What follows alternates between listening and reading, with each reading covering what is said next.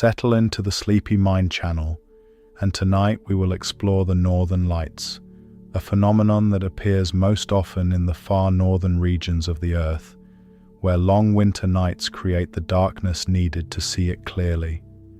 In places like Alaska, northern Canada, Iceland, and parts of Scandinavia, the sky can stay dark for extended hours, allowing these shifting lights to become visible when conditions align. Farther south, this does not usually occur, and the sky stays unchanged even under clear conditions, unless a stronger event allows the lights to extend beyond their usual range.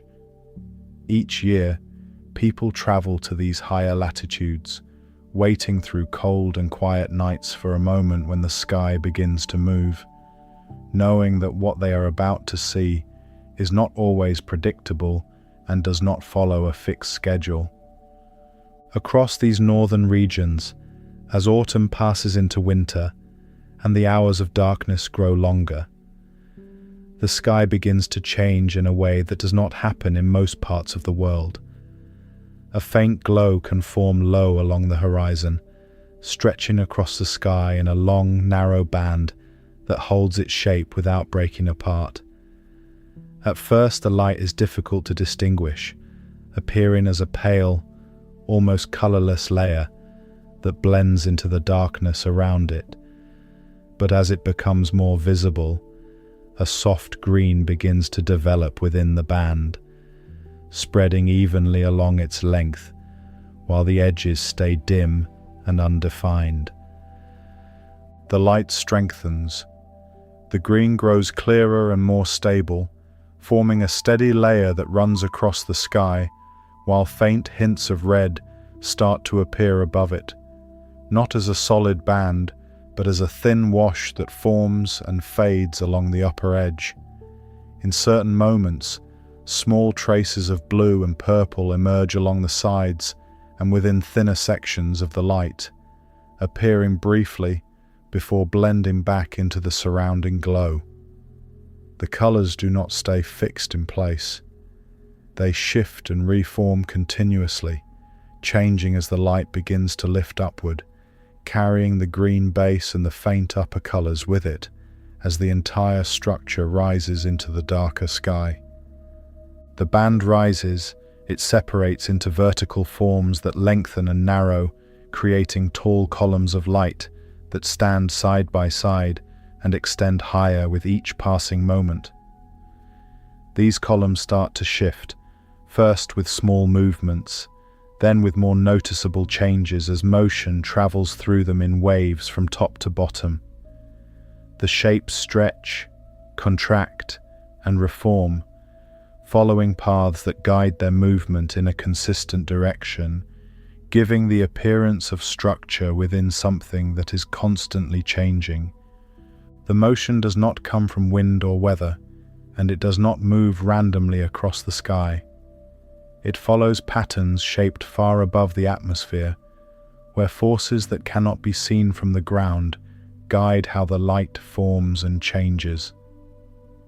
The source of this activity begins far from the Earth itself, at the surface of the Sun, where energy is constantly being released and sent outward in the form of charged particles that travel across space over great distances before reaching the Earth.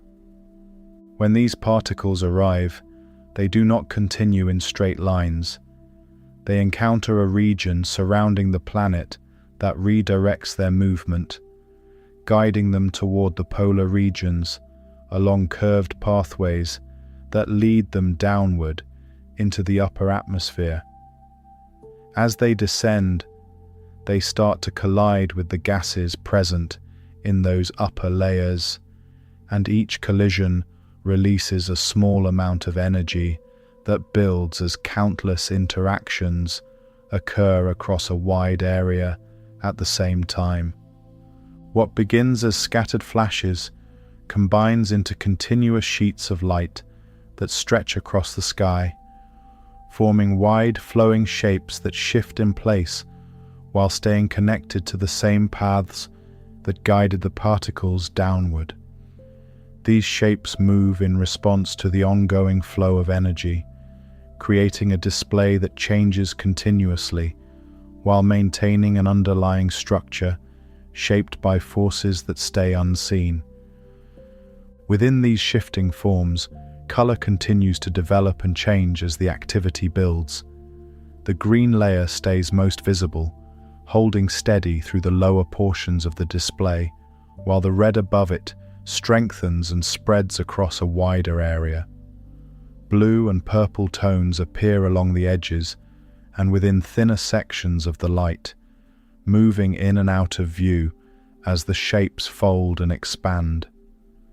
The colors are shaped by conditions at different heights in the atmosphere, and as those conditions shift, the colors respond, forming and fading in a continuous cycle. The motion builds further as the display develops. Sections of light start to sweep across the sky in broad arcs that stretch from one horizon to the other, while the vertical structures twist and fold, narrowing into thin rays before widening again into flowing curtains that overlap and separate. In certain moments, the entire display shifts at once, as if a new wave has passed through it, causing the light to brighten and move more rapidly across the sky.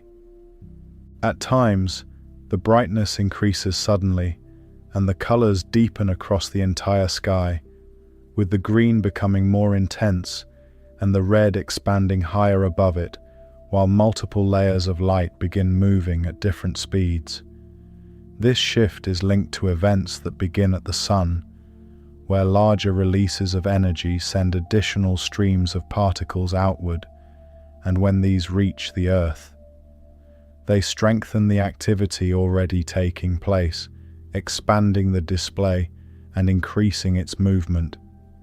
In rare conditions, another detail becomes noticeable near the ground, where faint sounds can sometimes be heard at the same time the lights are active. A soft crackling or a light hissing appears briefly, not coming from the sky itself, but from the air closer to the surface, linked to small electrical changes that take place during stronger displays. Far above the atmosphere, the full structure of the phenomenon extends around the planet, forming a wide ring that surrounds the polar regions and stays active as the Earth turns beneath it. This ring expands and contracts depending on the level of incoming activity, sometimes staying close to the poles and at other times stretching outward, allowing the lights to appear in regions where they are not usually seen. Energy leaves the sun, crosses space, reaches the Earth, and meets the magnetic field that surrounds the planet. The magnetic field redirects the incoming particles toward the polar regions. The particles enter the upper atmosphere and collide with gases there, and those collisions release the light that becomes visible from the ground. Tonight, we will follow that sequence step by step, tracing how the movement begins, how it is shaped as it approaches the Earth, and how it becomes the shifting light that appears across the night sky. Let us begin. Far from the surface of the Earth, well beyond the height where clouds form and weather moves, streams of charged particles travel through space after leaving the sun. These particles move outward continuously, spreading across the distance between the sun and the Earth, carrying energy with them as they go. They do not move as a solid wave or a single front, but as a steady flow that varies in density and speed, sometimes increasing when activity on the sun becomes more intense. This flow approaches the Earth. It encounters a region that begins to affect its movement, altering the direction of the particles before they reach the atmosphere. Within this flow, particles are not released at a constant rate. The surface of the sun produces ongoing streams known as solar wind, where charged particles escape and move outward into space. At other times, larger releases occur, sending denser and faster groups of particles across the same distance. These stronger releases form during periods of increased solar activity, where disturbances on the Sun create bursts of energy that travel outward alongside the steady background flow. As both the continuous wind and these stronger bursts move toward the Earth, they start to overlap, creating variations in how much energy arrives and how quickly it reaches the space surrounding the planet. The particles approach the Earth. They encounter the planet's magnetic field, which extends outward into space and forms a region that surrounds the Earth entirely. This magnetic field does not allow the particles to pass straight through in a direct path. Instead, it begins to redirect them, changing their direction and guiding their movement along curved pathways. The particles follow these pathways rather than continuing forward, and as they do, their movement becomes more concentrated in specific regions instead of being spread evenly across the planet. The pathways created by the magnetic field lead the particles toward the polar regions, where the field lines curve downward and connect more directly with the upper atmosphere. The particles follow these lines. They are drawn into these regions, increasing the number of particles that arrive there compared to other parts of the Earth. This concentration creates a consistent pattern in where the particles enter the atmosphere, focusing the activity into areas that stay stable over time as long as the magnetic field continues to guide their movement in the same way. Because the particles are directed toward the polar regions, the visible effects of their arrival appear most often in those areas. Near the Arctic Circle, the concentration of incoming particles is greater, and the conditions needed for visible light to form occur more frequently. In regions farther from the poles, fewer particles follow paths that lead into the atmosphere, and the visible effects become less common. As a result, the sky in those areas stays unchanged most of the time, while closer to the poles, the activity can be seen more regularly when darkness and clear conditions allow it. The areas where this activity takes place form a continuous zone that surrounds each polar region. This zone is not a single fixed point, but a wide band that encircles the Earth, creating a ring-like region where the particles enter the atmosphere most consistently. Within this region, the incoming particles interact with the gases in the upper atmosphere, producing the visible light that forms the aurora. The position of this ring stays generally stable, though it can shift slightly depending on changes in the incoming flow of particles and the conditions within the magnetic field.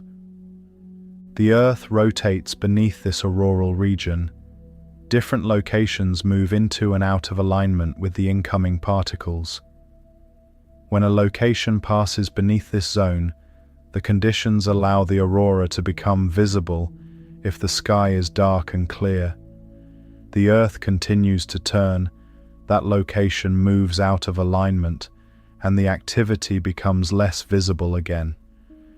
This continuous movement creates a cycle where the lights appear and disappear depending on both the position of the observer and the ongoing flow of particles arriving from space.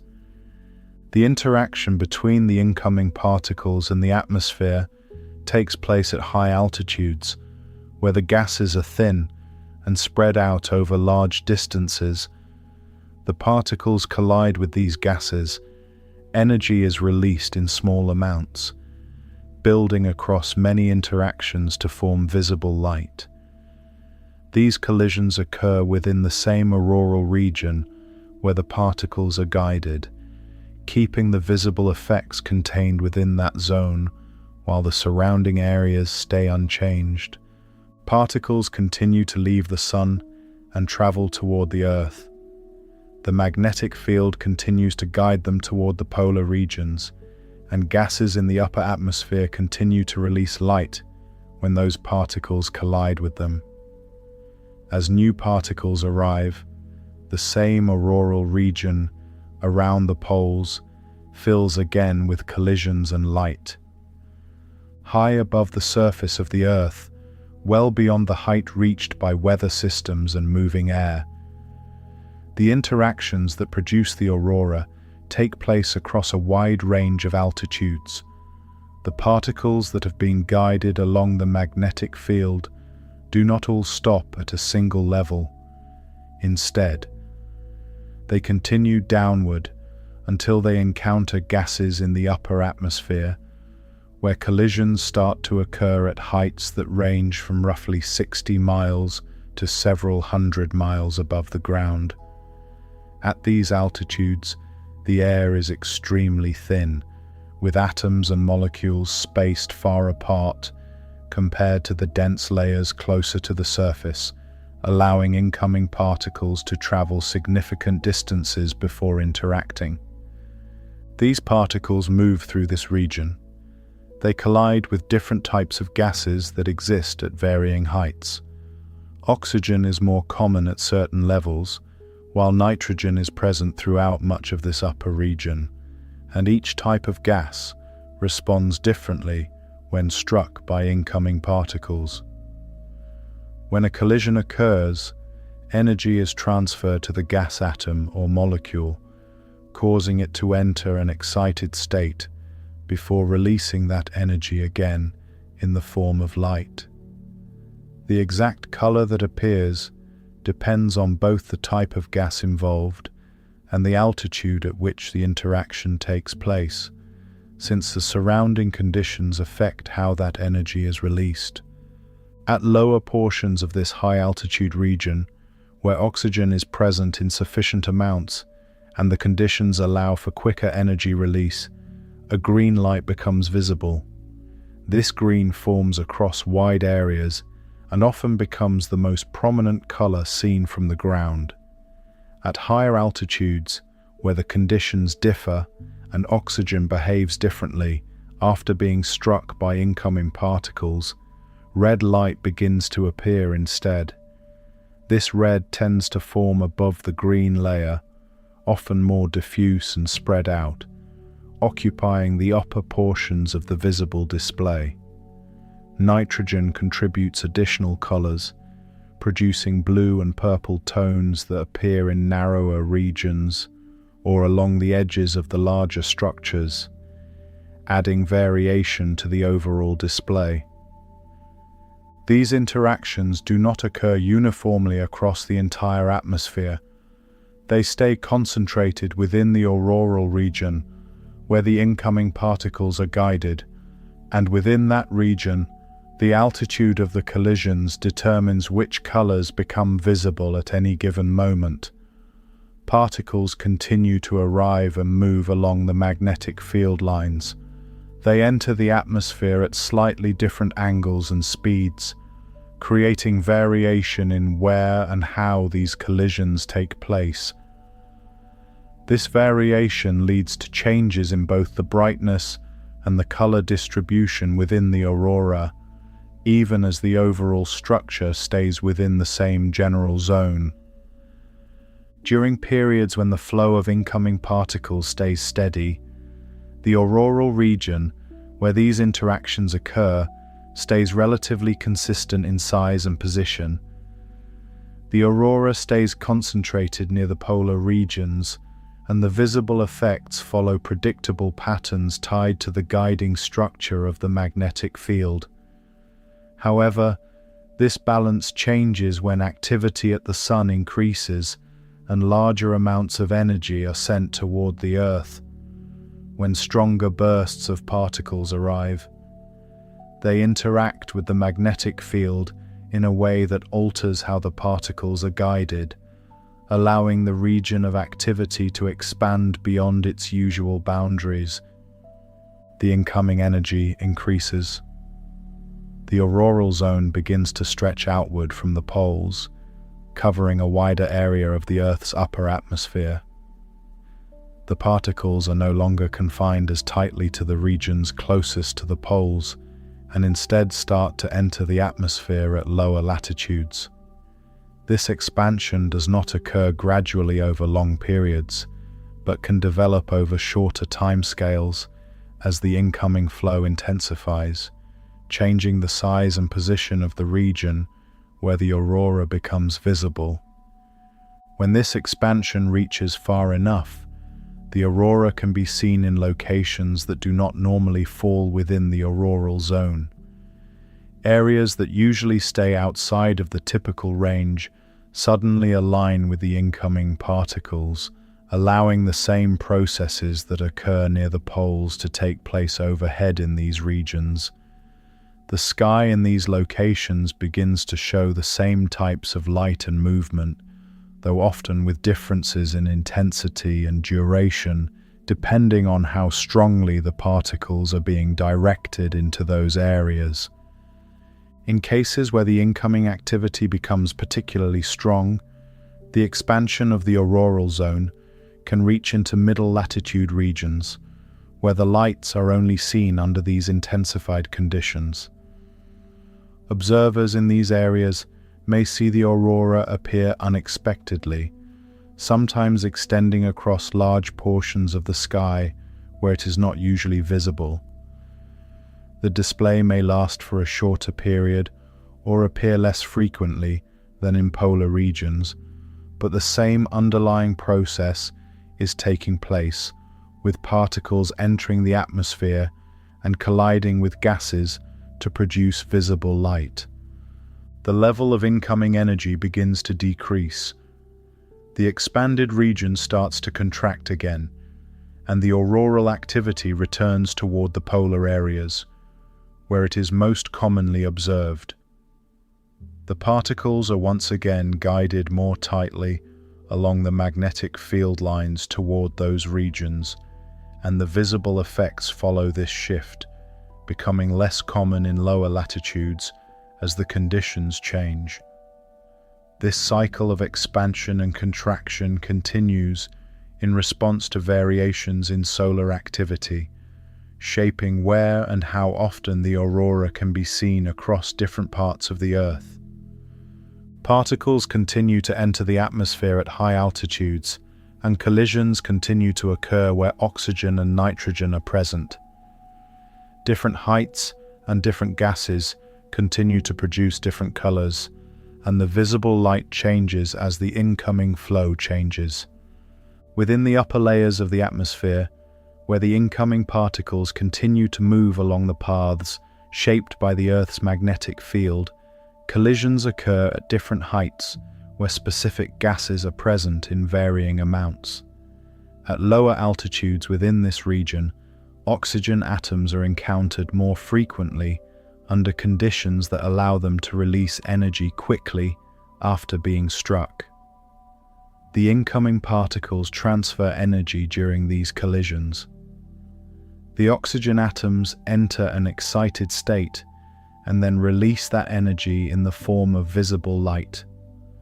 The light produced at these lower altitudes appears green, forming a consistent layer that develops across wide portions of the auroral display and stays visible as the movement continues. The particles continue to move along the magnetic pathways. Some travel into higher regions of the atmosphere, where oxygen is still present but behaves differently under the surrounding conditions. At these greater heights, the collisions occur in an environment where the release of energy takes longer, and as a result, the light that is produced appears red instead of green. This red light forms above the green layer, often spreading out in broader, more diffuse regions that extend across the upper portions of the display. The difference in altitude changes how the oxygen atoms respond after being struck, and this change in response leads directly to the difference in color that becomes visible from the ground. At the same time, nitrogen molecules present throughout much of the upper atmosphere also take part in these interactions. When incoming particles collide with nitrogen, the energy transfer produces light in different parts of the visible spectrum, creating blue and purple hues that appear within the aurora. These colors tend to form in narrower regions, often along the edges of the larger structures or within thinner sections of the moving light. The shapes of the aurora shift and fold. These nitrogen-produced colors appear and disappear, moving in and out of view as the underlying structure changes. The distribution of these colors is not random, and it does not occur in the same way across the entire display. The altitude at which each collision takes place, combined with the type of gas involved, determines which color is produced at any given location. Particles continue to arrive and move through different layers of the atmosphere. They encounter varying conditions that affect how energy is released, leading to changes in color that follow the vertical structure of the aurora. Lower regions maintain stronger green tones, higher regions develop red, and intermediate or edge regions reveal blue and purple, where nitrogen interactions are more prominent. The incoming particles keep flow and follow the magnetic field lines. The positions where these collisions occur do not stay fixed. The magnetic field itself is not static, and the pathways along which the particles travel shift in response to changes in the surrounding space environment. These pathways move the regions where particles enter the atmosphere also shift, causing the locations of the collisions to change over time. This shifting alters where each type of gas interaction takes place, and as a result, the colors within the aurora move along with these changes. The motion that appears within the aurora is directly tied to these shifting magnetic pathways. The field lines adjust. The incoming particles follow the new paths, entering the atmosphere at slightly different locations and angles. The light produced by the collisions moves accordingly, creating a shimmering effect that travels across the sky. This motion is not caused by air currents or weather patterns, but by the continuous adjustment of the magnetic field and the way it guides the particles into the atmosphere. The particles move along these changing paths. The shapes of the aurora respond immediately. Sections of light start to shift position, with vertical structures bending, narrowing, or expanding as the incoming particles are redirected. The colors within these structures follow the same movement, with green layers shifting along lower regions, red areas forming and dispersing above, and blue and purple tones appearing along edges that are constantly changing shape. The entire display reflects the movement of the magnetic field lines as they guide the flow of particles in real time. The shimmering effect becomes more noticeable as the rate of incoming particles changes, with increased flow leading to more frequent adjustments in the magnetic field and more rapid movement within the aurora. As new particles enter the atmosphere along updated paths, the positions of the collisions change, causing the light to flicker and shift in a way that stays continuous rather than abrupt. This ongoing movement creates a pattern that never fully repeats, as the conditions guiding the particles are always in motion. Throughout this process, the connection between gas type, altitude, and magnetic guidance stays consistent. Oxygen at lower altitudes continues to produce green light, Oxygen at higher altitudes produces red, and nitrogen interactions create blue and purple hues. At the same time, the shifting magnetic field lines determine where these interactions occur, moving the colors and shapes across the sky in a continuous sequence. The aurora stays in constant motion, with its appearance shaped by both the composition of the atmosphere and the changing paths of the particles that enter it. High above the Earth, within the region, where incoming particles continue to enter the atmosphere along magnetic pathways, the flow of particles does not stay constant.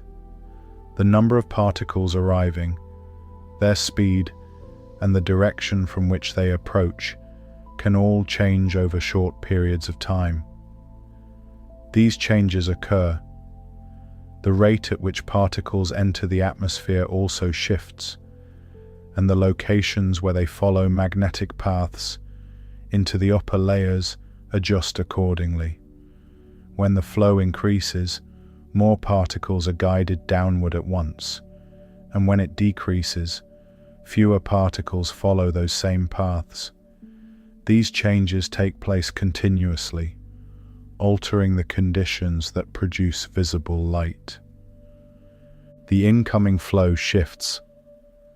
The aurora responds without delay. When more particles arrive along a given path, the collisions within that region increase immediately, producing brighter and more active sections of light. When the flow weakens, the activity in those same regions reduces just as quickly. The visible display reflects these changes as they occur, with sections of light appearing, intensifying, and fading in direct response to the variations in the incoming particle stream. This response does not require time to build gradually. The change in the aurora matches the change in the particle flow as it happens. The shapes that form within the aurora follow the structure of the Earth's magnetic field, which extends outward into space and curves as it connects from one region to another. These magnetic field lines provide the pathways along which the particles travel, and the light produced by their collisions traces those same paths as it becomes visible.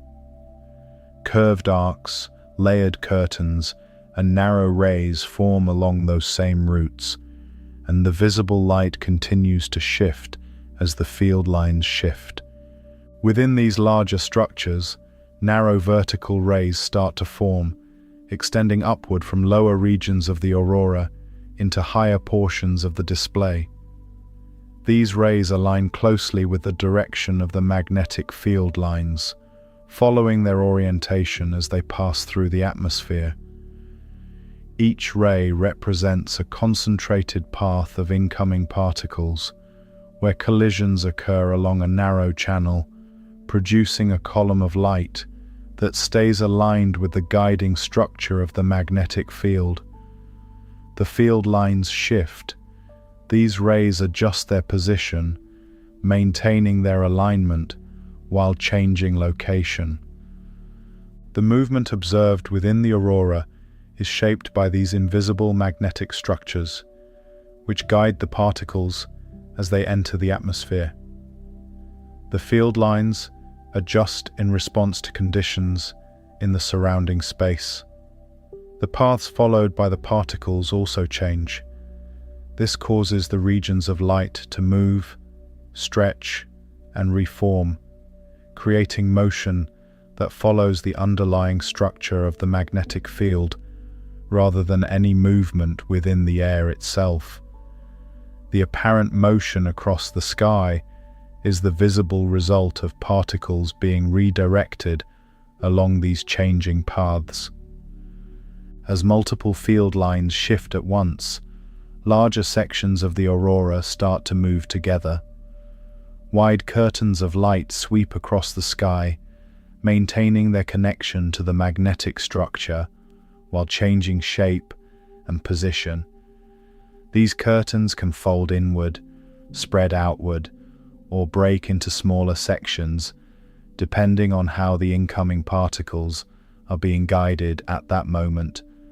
The movement stays continuous, with each change reflecting an adjustment in the invisible framework that directs the flow of particles into the atmosphere. The aurora does not exist as a flat surface spread evenly across the sky. Instead, it forms across a range of altitudes and extends through depth, creating structures that occupy three-dimensional space. The vertical rays, layered colors, and shifting curtains all exist at different heights, with some portions closer to the Earth and others extending much farther upward. The particles follow different paths along the magnetic field. They enter the atmosphere at varying depths, producing light at multiple levels that overlap when viewed from the ground. This layered structure becomes more apparent as the aurora moves. Sections of light can pass in front of or behind one another, creating changes in brightness and visibility that reflect their position in space. Narrow rays can appear to move through wider curtains, while higher layers shift independently of lower ones. The entire display consists of multiple layers of activity occurring at once, each shaped by the same magnetic guidance, but occurring at different altitudes and positions. The flow of incoming particles continues to fluctuate, and as the magnetic field continues to adjust, the three-dimensional structure of the aurora stays in constant motion. The alignment of rays, the shape of the curtains, and the distribution of light across different depths all change together, reflecting the ongoing interaction between the particle flow and the magnetic field.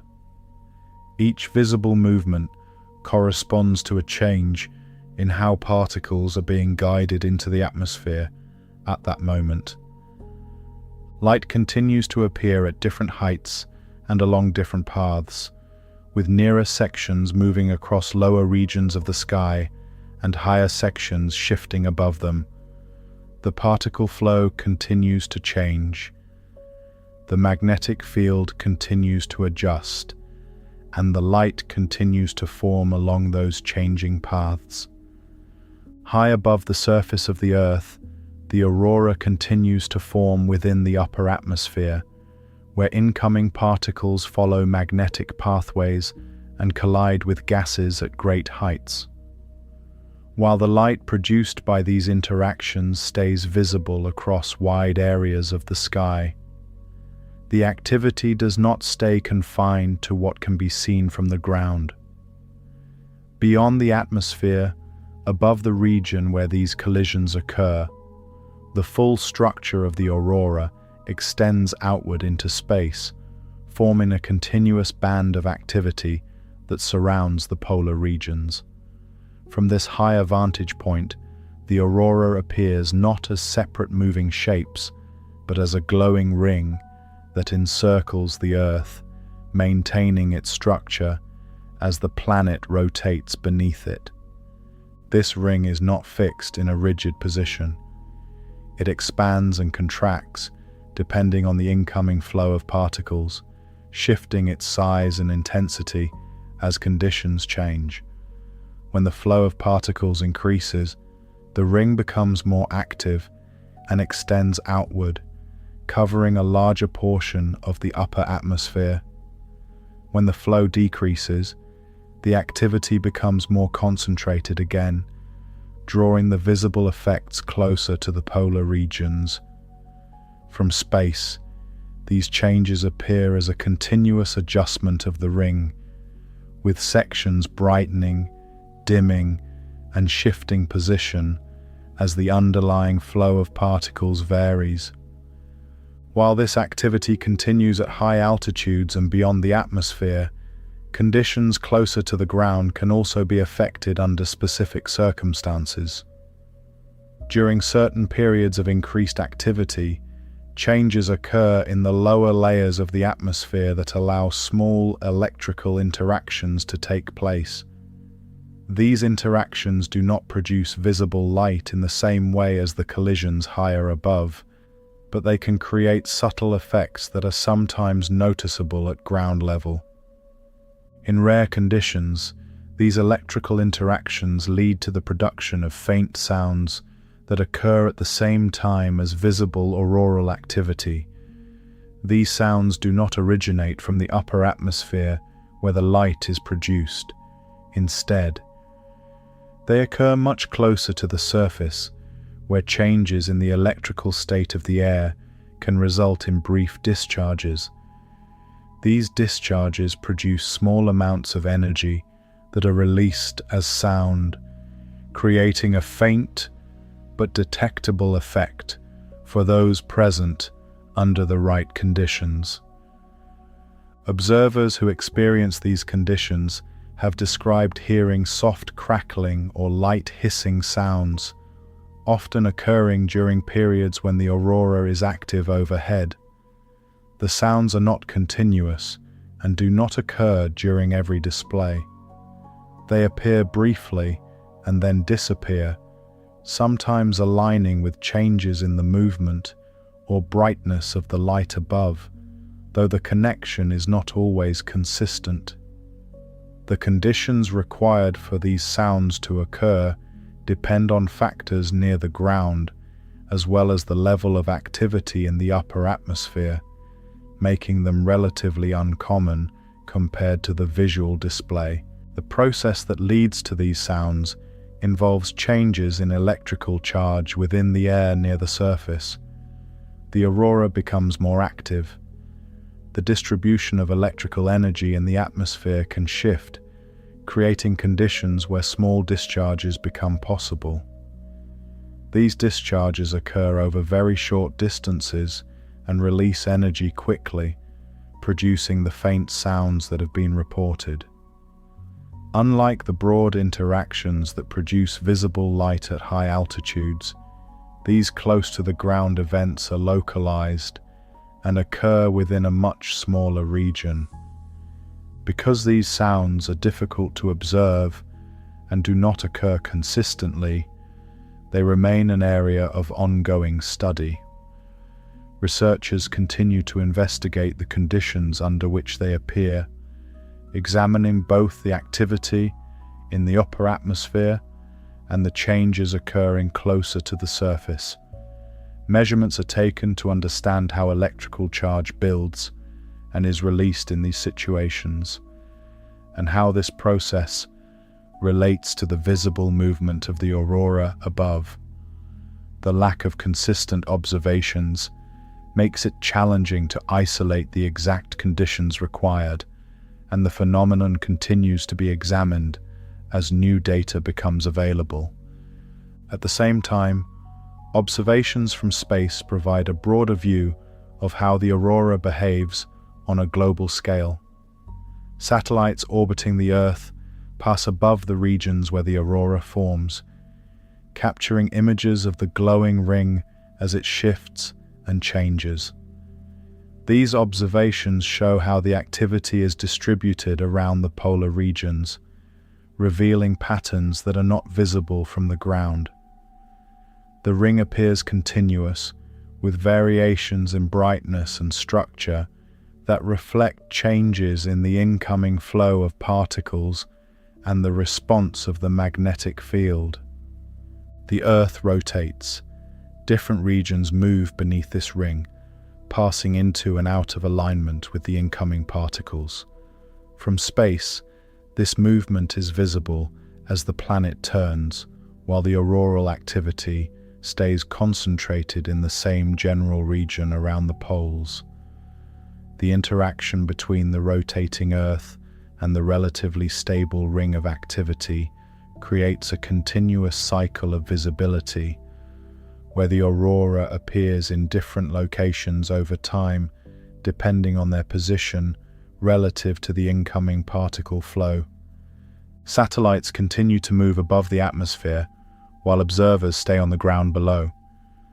From above, The glowing ring around the poles stays visible as it brightens, dims, expands, and contracts. Below, the same particle flow continues to produce moving structures in the atmosphere, and in rare cases, electrical changes near the surface continue to produce faint sounds. Above the upper atmosphere, beyond the region where incoming particles start to collide with gases and produce visible light, satellites move along fixed orbital paths that carry them around the Earth at different altitudes and speeds. As they travel, onboard instruments stay active, continuously measuring the surrounding environment as it changes along their path. These instruments detect streams of charged particles as they arrive from space, registering variations in density, velocity, and direction before those particles descend into the atmosphere. As a satellite moves through one region, it encounters a certain concentration of particles, then continues forward into another region where the density may increase or decrease, building a continuous sequence of measurements that changes moment by moment as long as the satellite stays in motion. As new streams of particles arrive from the direction of the Sun, they do not spread evenly through the region surrounding the Earth. Instead, they form areas of higher and lower concentration, and as a satellite passes through these areas, its instruments record sudden changes in the number of particles moving past its surface. In one section of its orbit, the particle flow may stay relatively steady, while in another section, a denser stream arrives, increasing the rate at which particles are detected. The satellite continues along its path. It moves out of that denser region and into another where the flow changes again, producing a shifting record that reflects how the incoming particles are distributed through space. These particles encounter the Earth's magnetic field, their direction changes, and the satellites record how the flow begins to bend and follow curved pathways. Instead of moving in straight lines, the particles are redirected along these magnetic structures, and the instruments detect this shift as a change in both direction and speed. The satellite moves through these curved paths. It measures how the particles align with the magnetic field lines, showing how the incoming flow is shaped before it reaches the atmosphere. This sequence continues as long as the satellite stays within the region influenced by the magnetic field, capturing how the incoming particles are guided over time. While these measurements are taking place above the atmosphere, the same particles continue downward, entering the upper layers where collisions start to occur. The satellite passes over regions where the particle flow is stronger. The increased number of incoming particles leads to more frequent collisions below, producing brighter and more active sections of light. The satellite moves away from those regions. The detected particle flow decreases, and the activity within the atmosphere reflects that change, with fewer collisions occurring and the visible light becoming less intense. The measurements taken above and the activity occurring below stay linked through the continuous movement of the particles. The incoming flow does not stay constant for long periods. Changes in solar activity send variations through the stream of particles, and these variations reach the region surrounding the Earth at different times. As each change arrives, the satellites encounter it directly, recording how the density and speed of the particles shift as they pass through. A satellite may move from a region of lower activity into a region where a stronger burst has arrived, detecting a rapid increase in particle flow, and then continue into another region where the flow begins to decrease again. This movement creates a layered record of changing conditions that reflects how the incoming energy arrives in waves rather than as a steady stream. The particle flow increases. The magnetic field surrounding the Earth adjusts in response, changing the structure of the pathways along which the particles travel.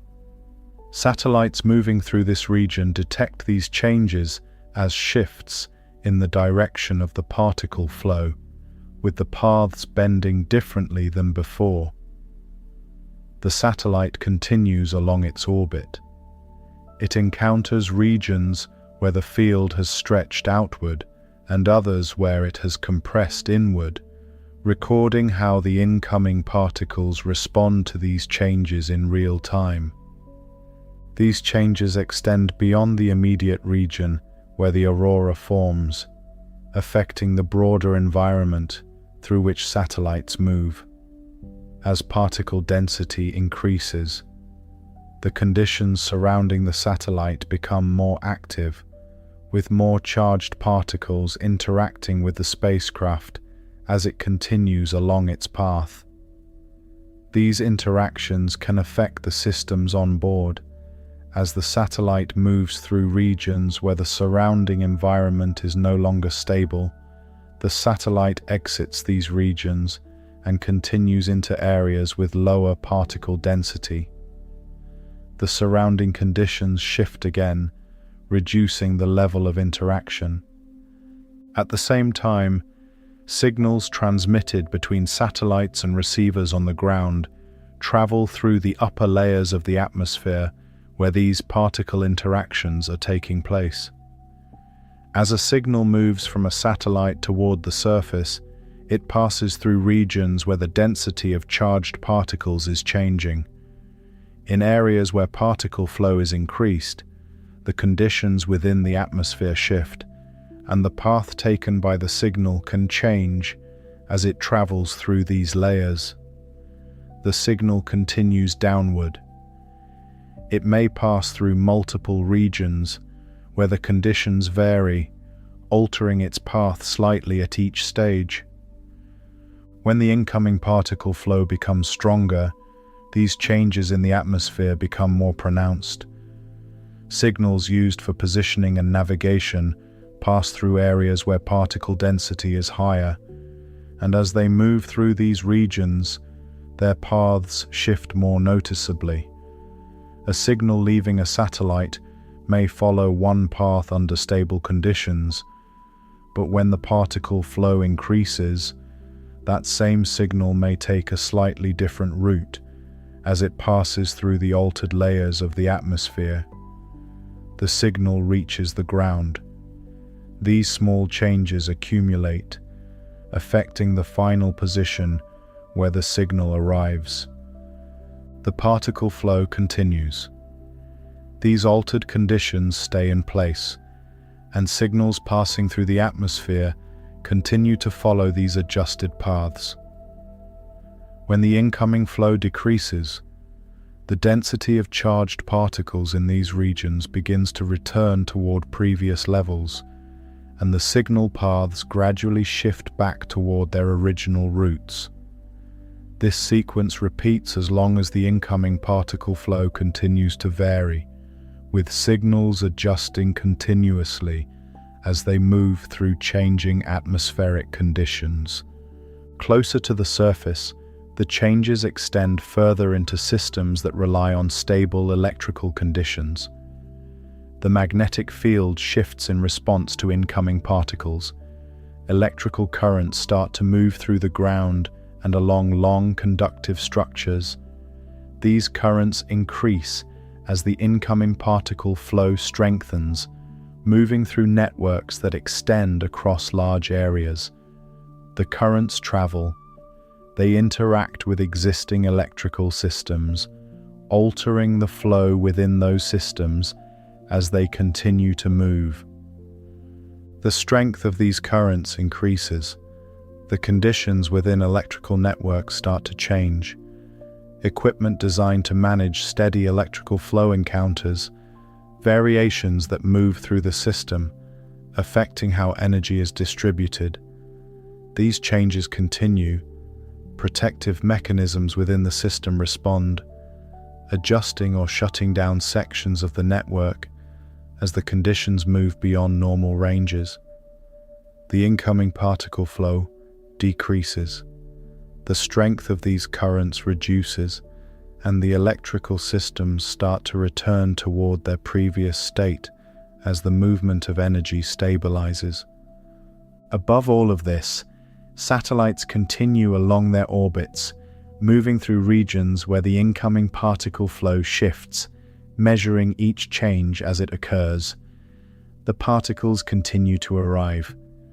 The magnetic field continues to guide them, and the atmosphere continues to respond through collisions that produce visible light, while the surrounding environment adjusts to the movement of energy passing through it from space into the Earth's upper layers and down toward the surface. At the same time that charged particles travel along magnetic pathways into the upper atmosphere above the northern polar regions, an identical process unfolds at the opposite end of the Earth. The magnetic field that surrounds the planet does not guide particles into only one pole. It extends outward and curves back toward both polar regions, creating pathways that lead incoming particles downward into the atmosphere in two separate locations. Particles follow these paths. They enter the atmosphere above the southern polar region as well, producing the same sequence of collisions that generate visible light.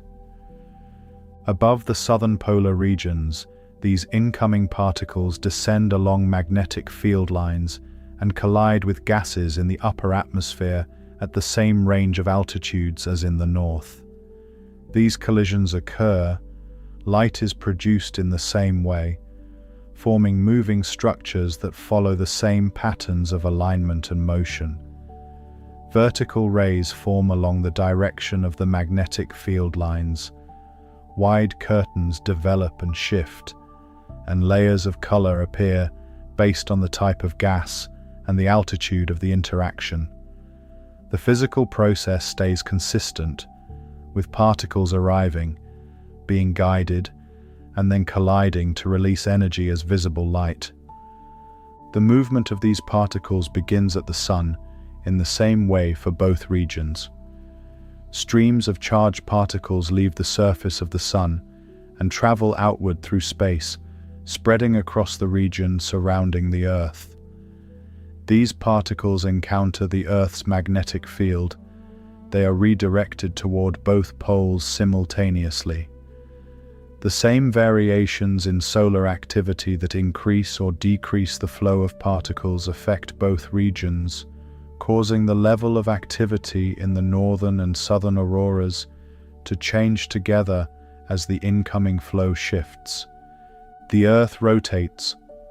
The positions of the northern and southern polar regions stay aligned with these magnetic pathways, allowing the incoming particles to continue entering the atmosphere at both ends of the planet. The aurora forms in both locations at the same time, with each display reflecting the same incoming flow of particles and the same structure of the magnetic field. While the two regions are separated by the full diameter of the Earth, the process connecting them stays continuous, driven by the same source of incoming energy. Despite this symmetry, the visibility of the aurora differs between the two hemispheres due to the distribution of land and ocean near the polar regions. In the northern hemisphere, large land masses extend into the regions where the aurora forms, allowing observers to stand beneath the active areas and watch the display as it develops overhead. In the southern hemisphere, the regions beneath the auroral zone are largely covered by ocean, with fewer areas of land extending into the zones where the particles enter the atmosphere. As a result, Opportunities to observe the southern aurora from land occur less frequently. When observers are present within the southern polar regions, the same structures and movements can be seen overhead. The incoming particles follow the same magnetic pathways, collide with the same types of gases, and produce the same patterns of light and motion. The differences lie not in how the aurora forms, but in where observers are positioned relative to the regions where the activity occurs. Over the open ocean, the aurora continues to form and move in the same way, even when no observers are present beneath it. The formation of the aurora does not depend on a specific time of year. The arrival of charged particles from the sun continues throughout all seasons, and the magnetic field continues to guide those particles into the atmosphere regardless of the position of the Earth in its orbit. As long as the incoming particle flow reaches the Earth and follows the magnetic pathways into the upper atmosphere, the process that produces the aurora stays active. However, the ability to see the aurora depends on the presence of darkness. During periods when the sun stays above the horizon for extended hours, the light from the sky prevents the aurora from becoming visible, even though the particle interactions occur above. The Earth rotates and certain regions move into darkness. The same activity becomes visible, revealing the structures that are already present in the upper atmosphere. The length of night increases in certain regions. The time available to observe the aurora also increases. When darkness lasts for many hours, the window during which the aurora can be seen expands, allowing the display to be observed over longer periods as the incoming particle flow continues. In contrast, when daylight dominates, the visibility of the aurora decreases, even though the underlying process stays unchanged. The position of the observer relative to the auroral zone and the presence of darkness determine when and where the aurora can be seen. The Earth rotates. Different regions move into alignment with the incoming particles, while also entering periods of darkness, creating moments when the aurora becomes visible from the ground. As those regions rotate, they move out of alignment or back into daylight, and the visible display disappears from view, even as the process continues above. Particles continue to leave the sun, travel through space, follow the Earth's magnetic field, and enter the upper atmosphere above both poles. Collisions continue to produce light in both hemispheres, and the visibility of that light continues to change with location and darkness. The Earth continues to rotate, and regions move into alignment with the auroral zone. The presence of darkness becomes the condition that allows the light produced in the upper atmosphere to be seen from the ground.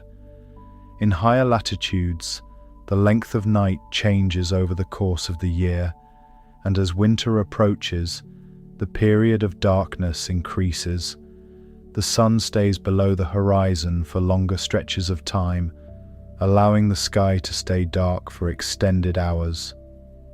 During these longer nights, the aurora can stay visible for a greater portion of time as the incoming particles continue to enter the atmosphere and produce light overhead. As darkness extends across these regions, the window for observation expands, allowing multiple phases of auroral activity to unfold without interruption from daylight. A location that stays in darkness for many hours can pass beneath different sections of the auroral zone as the Earth rotates, bringing new regions of particle activity into view. As each section moves overhead, the structures of light keep form and shift, maintaining visibility as long as the sky stays dark and the incoming flow of particles continues. Even when darkness is present, the visibility of the aurora depends on the condition of the atmosphere below the region where the light is produced. Clouds that form in the lower atmosphere block the view upward, preventing the light from being seen even though it continues to form above. As clouds move across the sky, they cover and uncover sections of the aurora, creating interruptions in visibility that follow the movement of the weather systems below. When the sky clears, the light becomes visible again, revealing the structures that have continued to form while they were hidden. As cloud cover shifts, observers on the ground may move between areas of visibility and obstruction, depending on the local conditions.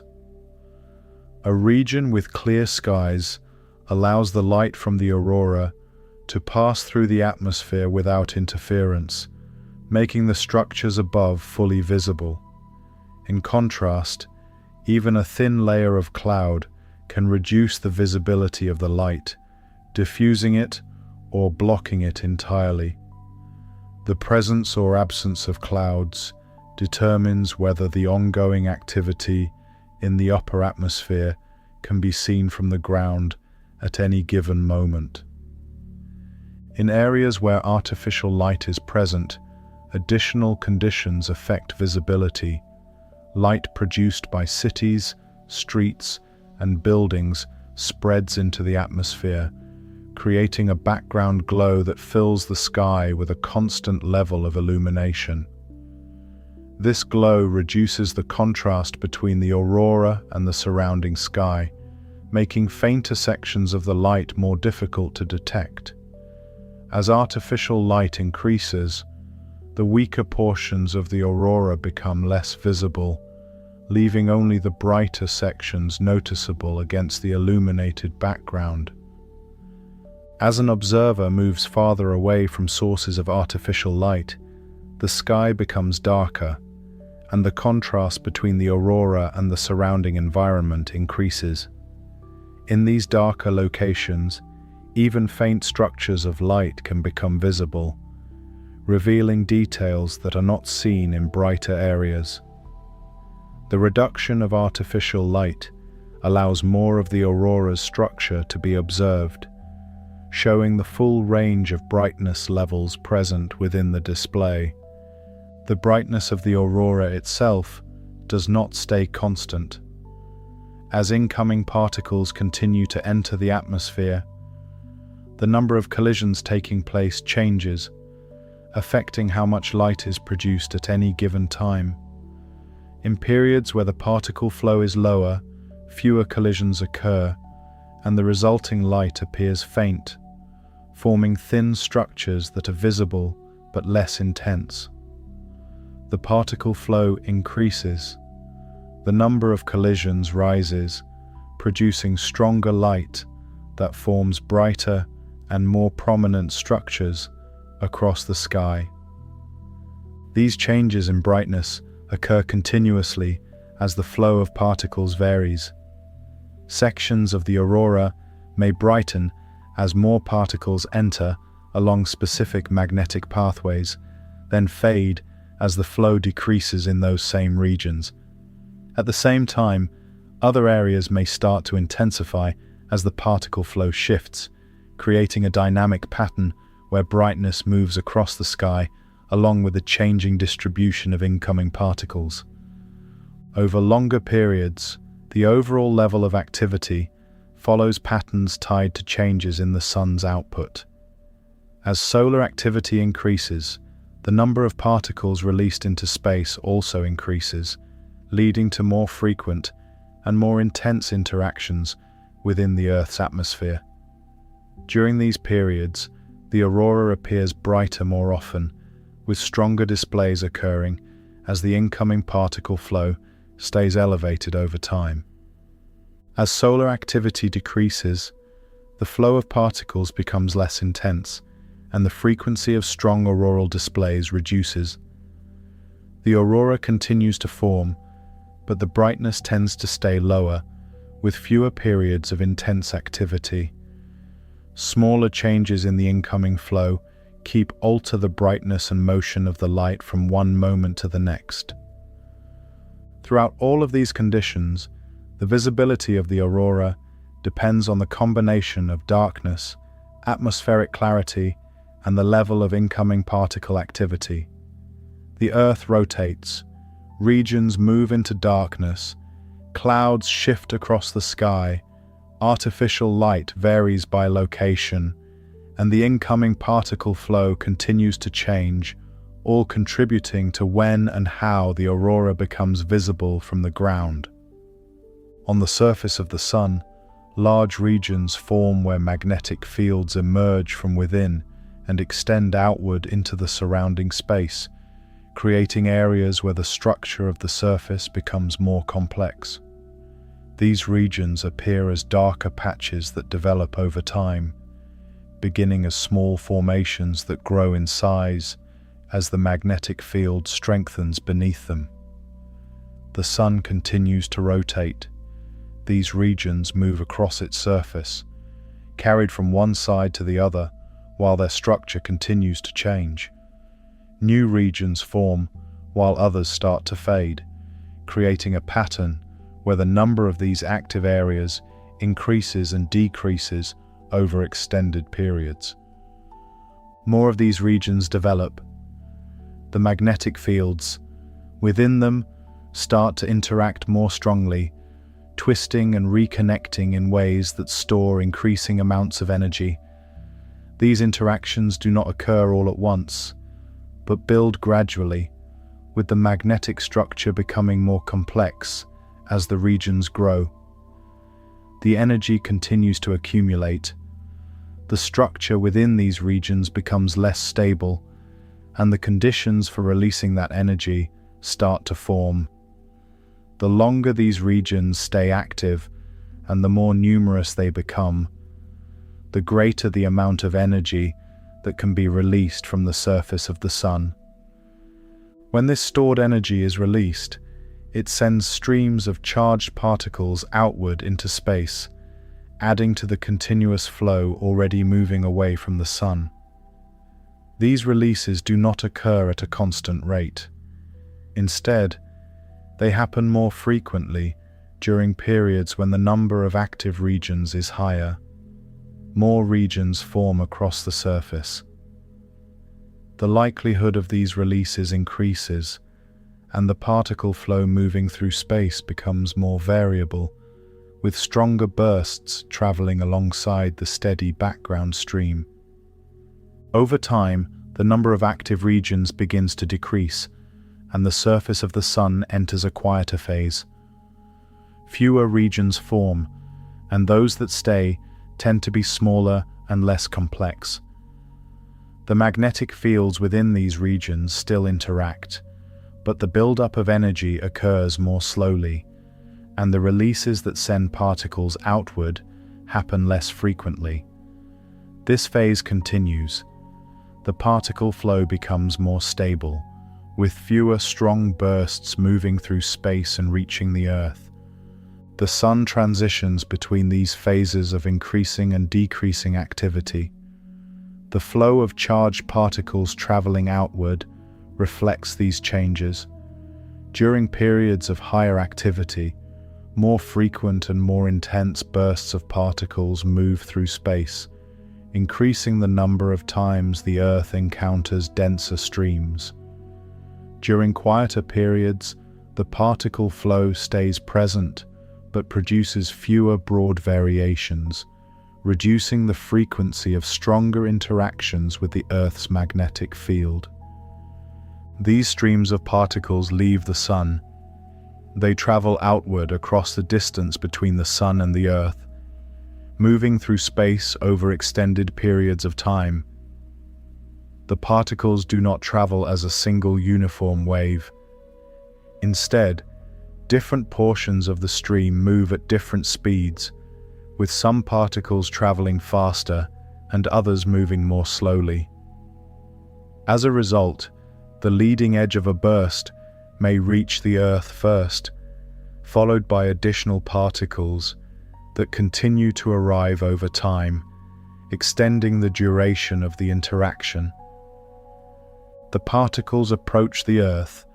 They start to encounter the outer regions of the magnetic field, where their paths start to change. The leading particles in a burst interact with the field first, causing an initial adjustment in how the magnetic structure responds. More particles arrive. The interaction becomes stronger, and the magnetic field continues to shift, altering the pathways along which incoming particles are guided into the atmosphere. When the first portion of a burst reaches the Earth, the particle flow increases suddenly, and the magnetic field responds by redirecting more particles toward the polar regions. This marks the beginning of a period where auroral activity increases, with more particles entering the atmosphere and producing a greater number of collisions. As additional particles continue to arrive, the flow stays elevated, sustaining this increased level of activity over time. The burst continues. The incoming particle flow stays strong, and the interaction between the particles and the magnetic field maintains the conditions that produce visible light in the upper atmosphere. The regions where particles enter the atmosphere expand, and the number of collisions stays higher, producing brighter and more widespread auroral structures. This phase continues as long as the denser portion of the particle stream continues to arrive. The final portions of the burst pass the Earth. The incoming particle flow begins to decrease. The number of particles entering the atmosphere reduces, and the magnetic field begins to shift back toward its previous structure. This change occurs. Fewer particles are guided into the atmosphere, and the number of collisions decreases, leading to a reduction in visible auroral activity.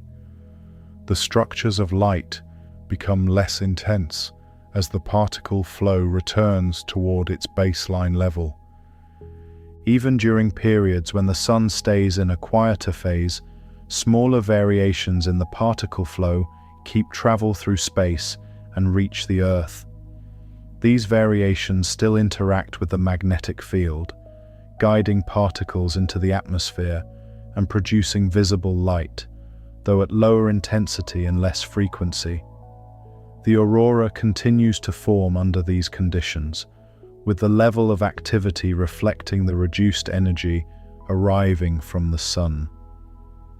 The Sun moves through its cycle of increasing and decreasing activity.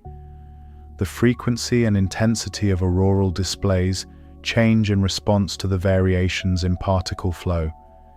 Periods with more active regions on the Sun produce more frequent bursts and stronger interactions, while quieter periods result in fewer bursts and less intense displays.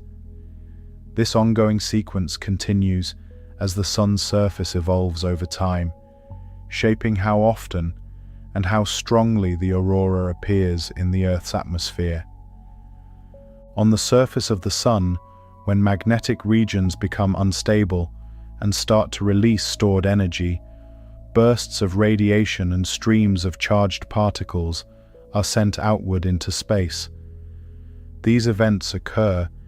Instruments positioned on satellites detect the initial release almost immediately, registering sudden increases in radiation levels and changes in the surrounding particle environment. These instruments stay fixed on the Sun, continuously observing its surface and measuring the energy being released. As a burst begins, sensors record the change in output, capturing the moment when the release starts and tracking how it develops over time. The energy moves outward from the Sun. It travels across the space between the Sun and the Earth, carrying both radiation and charged particles along its path. While the particles themselves may take hours or days to reach the Earth, the initial radiation travels much faster, arriving within minutes and interacting with the upper layers of the atmosphere. Instruments monitoring the sun detect these early signals and transmit the data back to Earth, where it is received and processed as it arrives. This sequence allows the detection of incoming activity before the full stream of particles reaches the region surrounding the planet. The data is received. Systems on the ground start to track how the event is progressing. Measurements of radiation levels, particle flow, and magnetic field changes are compared with previous events, building a record of how similar releases have developed in the past. As new data continues to arrive, these systems update continuously, following the movement of the energy as it travels through space and approaches the Earth. Without interruption, with each new measurement adding to the evolving picture of how the incoming activity is changing over time. The incoming energy moves closer. The timing of its arrival becomes clearer. The leading edge of the event interacts with the outer regions of the Earth's magnetic field, and instruments positioned in space detect the increase in particle flow as it begins to rise. These measurements confirm that the main portion of the event is approaching, allowing the sequence of changes to be tracked as it unfolds. More particles arrive. The interaction with the magnetic field strengthens, and the pathways that guide particles into the atmosphere start to shift. These changes take place. Systems designed to respond to variations in the surrounding environment start to adjust. Equipment that relies on stable electrical conditions responds to incoming changes by altering how it operates, preparing for variations that may occur as the particle flow increases. Power systems adjust how electricity is distributed, and satellite operations change how signals are transmitted and received as the surrounding conditions shift. These adjustments occur while the incoming energy continues to move through space, allowing systems to respond as the event develops, rather than after it has already passed. The particle flow reaches the Earth. The same processes that produce the aurora start to intensify, with more particles entering the atmosphere and producing increased light. At the same time, the conditions affecting systems on and around the Earth keep change, with the magnetic field adjusting and electrical currents shifting in response to the incoming energy. The sequence of detection, tracking, and response continues as long as the event stays active, with each stage following the movement of the incoming particles. Long before instruments were placed in space to detect these events, observers on the ground recorded changes in the sky as they appeared. In regions where the aurora could be seen, unusual lights were observed moving across the sky, appearing in forms that differed from other known phenomena.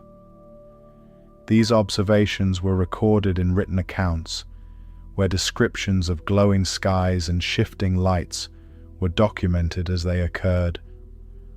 The movement of the lights, their colors, and their changing shapes were noted, forming a record of how the phenomenon appeared over time. In some of these records, the lights were described as red glows spreading across the sky, sometimes covering large areas and staying visible for extended periods. These descriptions appeared in texts written in different regions, each recording the appearance of the lights as they were seen from the ground.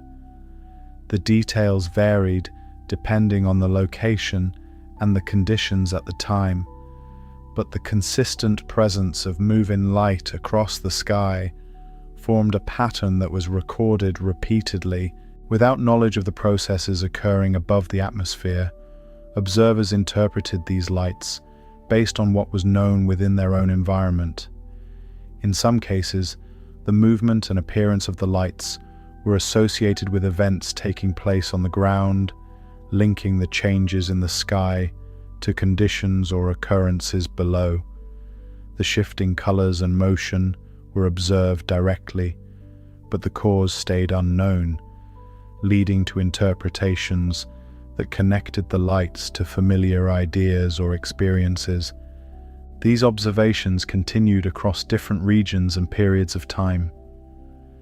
The recorded descriptions built a long history of how the aurora appeared before its physical cause was understood. The lights were seen, described, and recorded as they moved across the sky, forming a continuous record that extended across generations.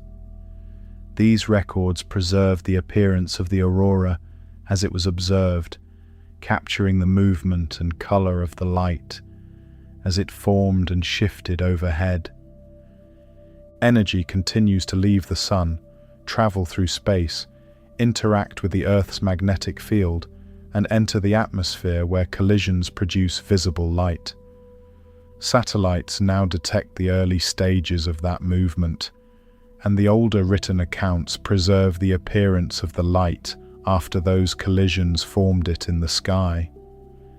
In regions where the aurora appears regularly overhead, the movement of light across the sky has been observed over long periods of time, with repeated appearances forming patterns that return under similar conditions.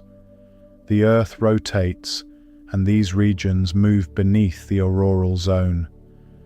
The same sequences of light form and shift above, creating recurring experiences that are seen again and again across different seasons.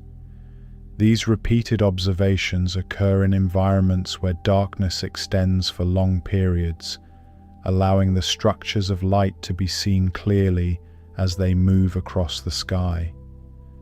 The lights form and shift. Their movement follows paths that stretch across the sky in arcs, curtains, and vertical rays, appearing in different positions as time passes. These movements occur at varying speeds, sometimes staying steady, and at other times changing rapidly as new particle flows arrive. The repeated appearance of these patterns allows observers to become familiar with how the light behaves, recognizing when it begins, how it moves, and how it changes as the activity continues. In these regions, the sky becomes a place where movement occurs above the horizon in a way that differs from the motion of clouds or stars. The light does not drift with the wind, and it does not follow fixed paths across the sky like celestial objects. Instead, it forms, shifts, and disappears in patterns that follow the arrival of particles and the structure of the magnetic field. These patterns repeat over time. They become part of the regular experience of observing the sky in these environments. As observers watch these movements over extended periods, the repeated sequences of light form a connection between different moments in time.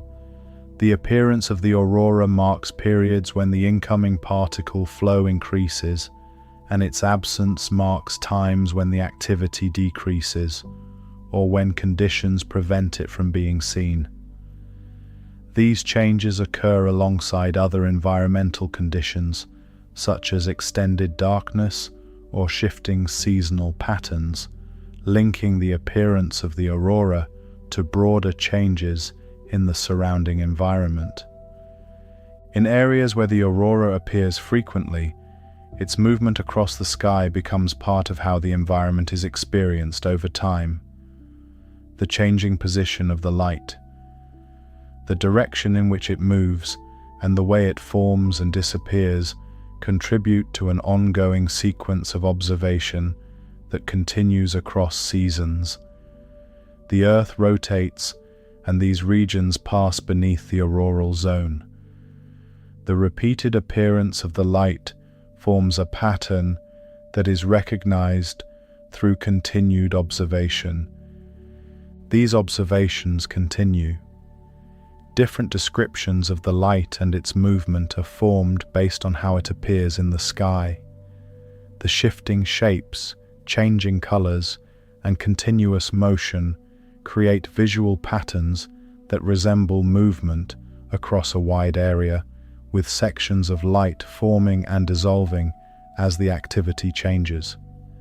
These patterns vary depending on the intensity of the incoming particle flow and the structure of the magnetic field at the time, producing different forms that are observed as they develop. Over time, these observed patterns become associated with other elements of the environment, linking the movement of the aurora to seasonal changes and recurring conditions. The appearance of the lights may coincide with specific periods of darkness or with other changes in the environment that occur at the same time. These associations form. The aurora becomes part of a broader set of observations that include the movement of the sky, the length of night, and the conditions present on the ground. Above the atmosphere, particles continue to enter along magnetic pathways and collide with gases to produce light.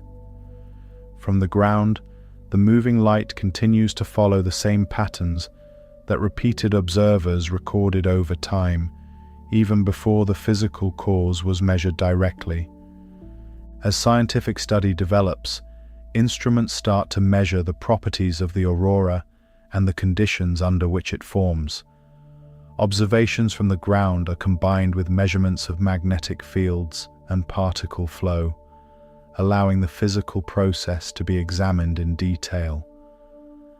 These studies focus on how the incoming particles interact with the atmosphere, how the magnetic field guides their movement, and how the resulting collisions produce visible light.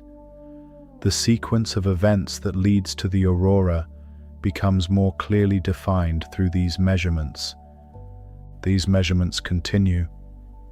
The understanding of the aurora shifts from observation of its appearance to examination of the processes that produce it, the movement of particles from the sun, their interaction with the magnetic field, and their collision with atmospheric gases become part of a system that can be studied and measured.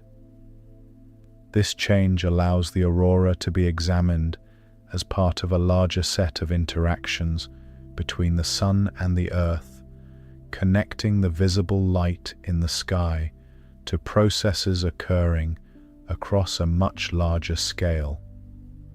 Throughout this transition, the aurora continues to form in the same way, with the same sequences of particle flow, magnetic guidance, and atmospheric interaction producing visible light.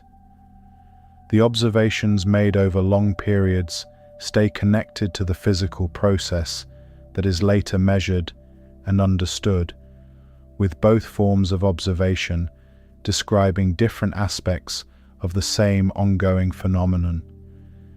In regions where the aurora appears, the movement of light across the sky follows patterns that align with changes in the magnetic field surrounding the Earth.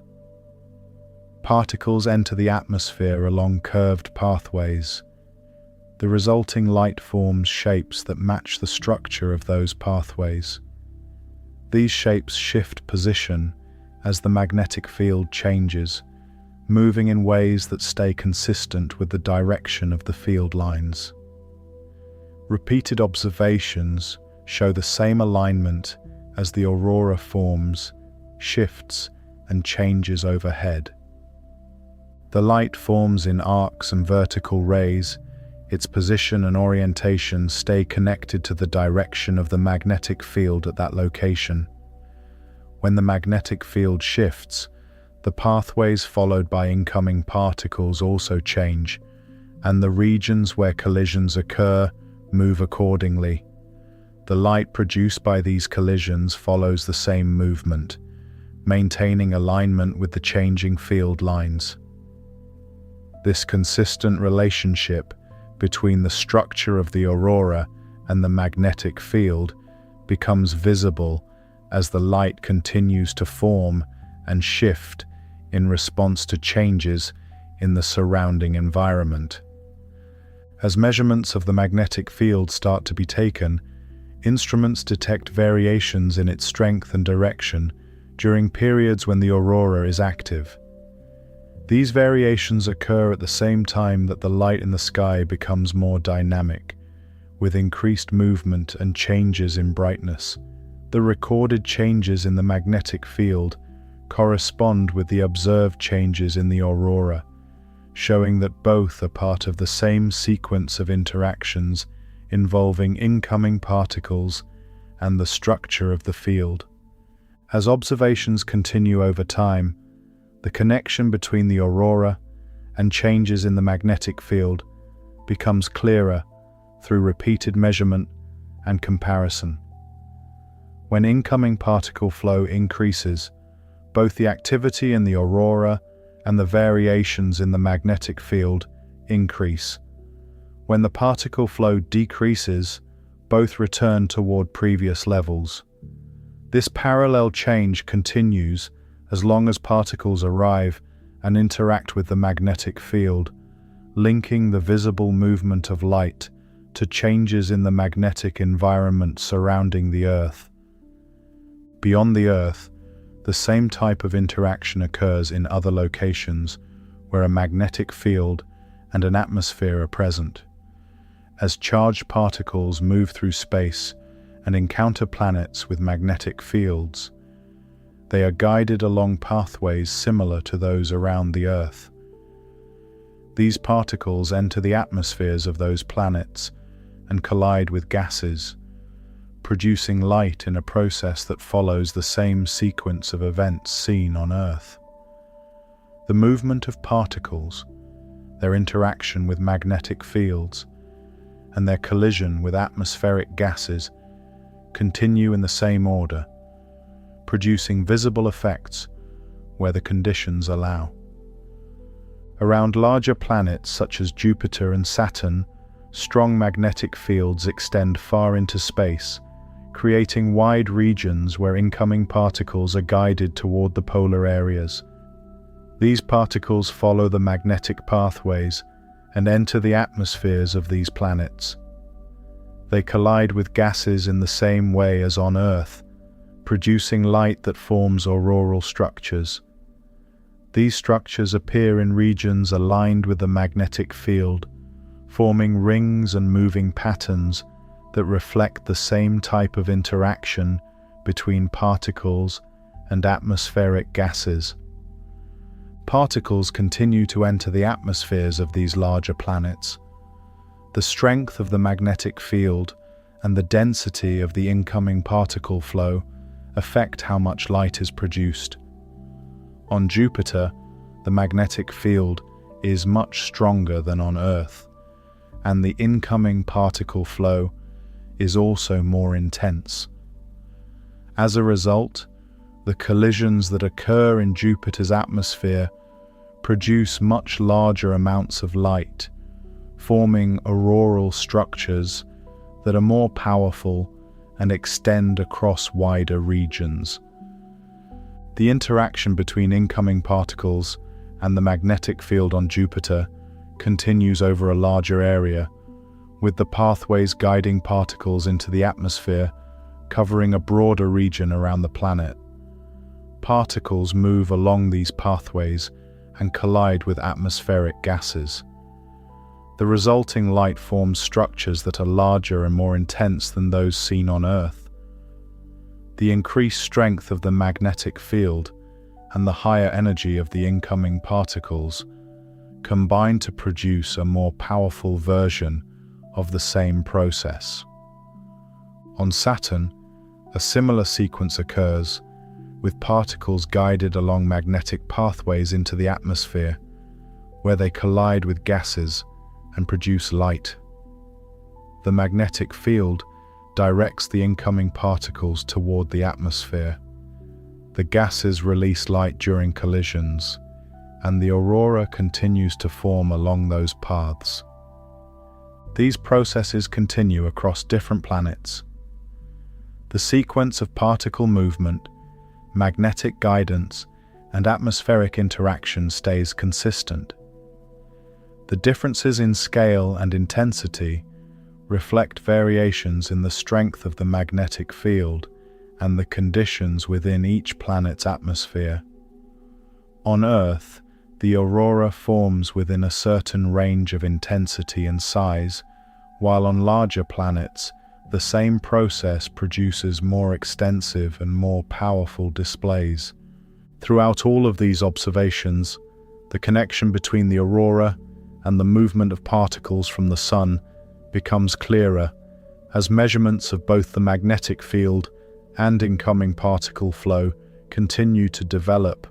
The same particles that leave the Sun and travel through space are responsible for the formation of the aurora on Earth and on other planets, linking the visible light in the atmosphere to the activity occurring at the source of the particle flow. High above the surface of the Earth, incoming charged particles continue to move along magnetic pathways that extend outward into space and curve back toward the polar regions. These particles travel along those paths. They follow the direction set by the magnetic field, entering the upper atmosphere along lines that stay aligned with the field structure. The regions where particles enter the atmosphere form consistent zones where collisions start to occur, and the positions of these zones follow the shape and strength of the magnetic field as it surrounds the planet. The magnetic field extends farther outward.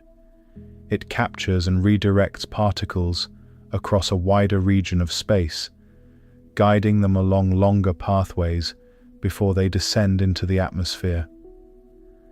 When the field is stronger, these pathways hold their structure more tightly, and the particles follow more defined routes as they move toward the Earth.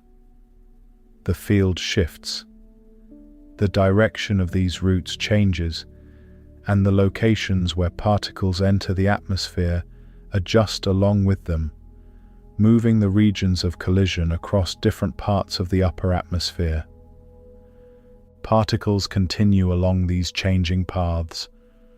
They enter layers of the atmosphere where gases are spread across large volumes of space.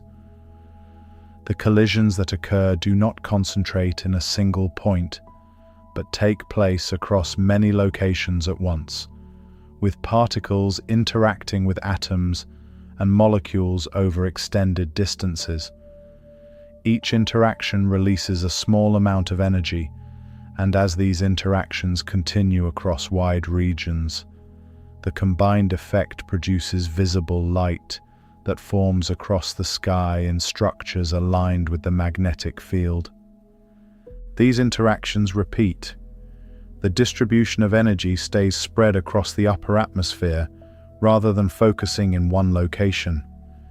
The energy carried by each incoming particle is released in separate interactions, and the total energy is divided among many collisions occurring across different altitudes and positions.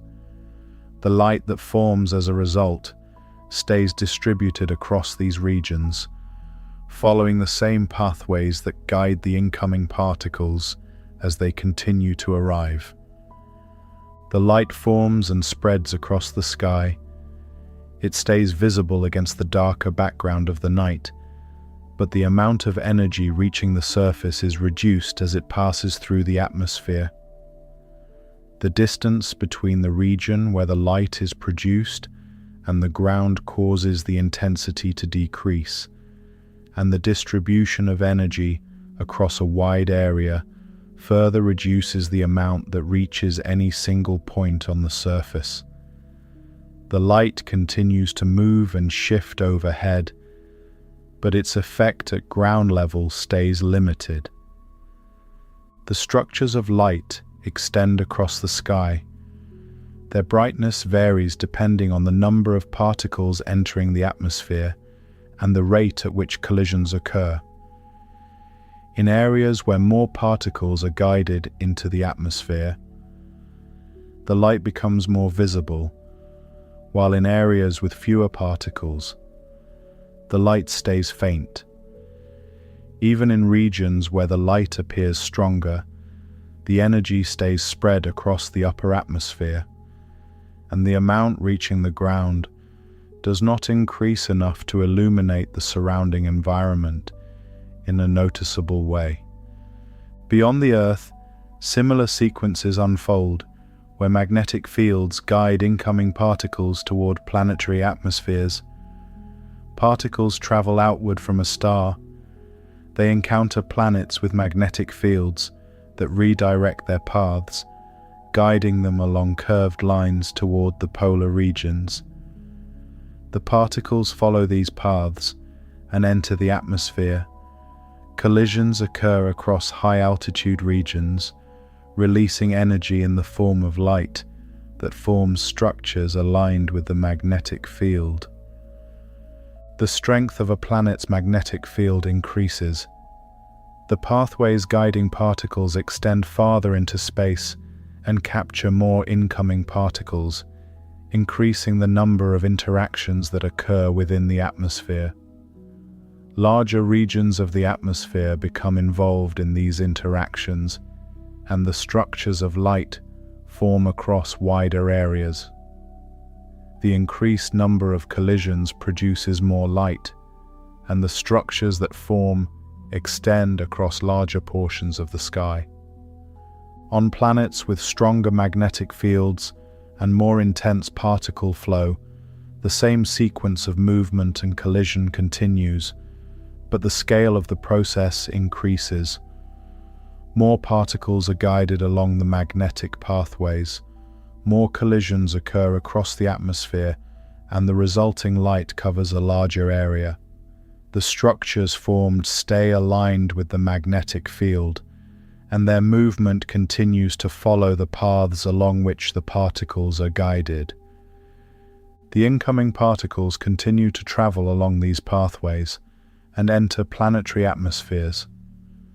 The interaction between particle flow, magnetic field, and atmospheric gases repeats across different environments. The same sequence of events unfolds each time particles encounter a magnetic field and are guided into an atmosphere, producing light that reflects the structure and strength of the magnetic field guiding the process. Back on Earth, the same process continues without interruption. Particles arrive from space, follow magnetic pathways, enter the upper atmosphere, and collide with gases across wide regions. The light produced stays, spread across large volumes of air, form invisible structures in the sky, while the energy reaching the ground stays limited. The movement of the aurora continues to follow the paths defined by the magnetic field, shifting position as the incoming particle flow changes and the magnetic structure adjusts. In the upper atmosphere, as charged particles continue to enter along magnetic pathways and collide with gases, light forms across a range of intensities, from very faint emissions to brighter structures that become easier to detect against the night sky. These collisions occur. The amount of light produced in each region depends on how many particles are entering and how frequently those collisions take place. In areas where fewer particles arrive, the light stays faint, spreading across thin regions that form subtle structures within the larger display. This faint light forms, it reaches the surface after passing through the atmosphere, but the amount of light present at any given moment stays low compared to other natural sources of illumination. When this light reaches the eye, the ability to detect color depends on the level of brightness present. Under dim light conditions, the structures responsible for detecting color within the eye become less active. and the incoming light is processed with reduced sensitivity to color differences. As a result, faint sections of the aurora appear closer to shades of gray or pale green when observed directly. The light intensifies in certain regions where more particles enter the atmosphere. The increased number of collisions produces stronger emissions, allowing more color to become visible to the eye. Green stays the most easily detected color under these conditions, while red and purple tones require higher intensity to become noticeable. When the brightness stays low, these colors are still present in the light being produced, but they are not easily distinguished by direct observation. While the eye processes incoming light in real time, cameras record light over a longer period, allowing more of the faint emissions to accumulate. When a camera sensor is exposed to the aurora for an extended duration, it continues to collect light from the same region, building up the total amount of light captured. The exposure time increases. Faint colors that are not easily visible to the eye become more pronounced in the recorded image, revealing details that were present but not detected during direct observation. The camera continues to collect light over time. The faint reds and purples produced at higher altitudes and along thinner regions of the aurora become more visible in the final image. These colors, which may appear only briefly or stay too faint to distinguish by eye, are recorded more clearly as the accumulated light increases. The longer exposure allows the camera to capture variations in color that occur within the aurora as the particle flow continues and the collisions produce light across different regions. The aurora continues to form and shift. Its structure takes on different shapes depending on how the incoming particles are guided by the magnetic field. In some regions, the light forms long arcs that stretch across the sky, following the curved paths of the magnetic field lines. In other areas, the light forms wide curtains that hang vertically, with narrow rays extending upward through the larger structures. These shapes continue to change as the magnetic field shifts and redirects the incoming particles along different pathways. The particle flow changes and the magnetic field adjusts. The shapes of the aurora respond by forming new structures. Arcs can bend and extend, curtains can fold and separate, and in some cases, the light forms spiraling patterns as the pathways of incoming particles shift direction. These changes occur continuously as the magnetic field responds to variations in the incoming particle flow, creating a sequence of shapes that form and dissolve across the sky. These shapes develop. The distribution of light within each structure reflects the regions where particles are entering the atmosphere and colliding with gases. Areas with stronger particle flow produce brighter sections of light, while regions with less activity stay faint. The combination of these variations creates patterns that move across the sky, with brighter structures forming where the incoming particle flow is concentrated and fading as the flow shifts. The aurora continues to move. Both the shapes and the colors change together, following the same underlying structure defined by the magnetic field. The movement of the field alters the paths of incoming particles, and the light produced by their collisions follows those paths, forming new shapes as the previous ones dissolve.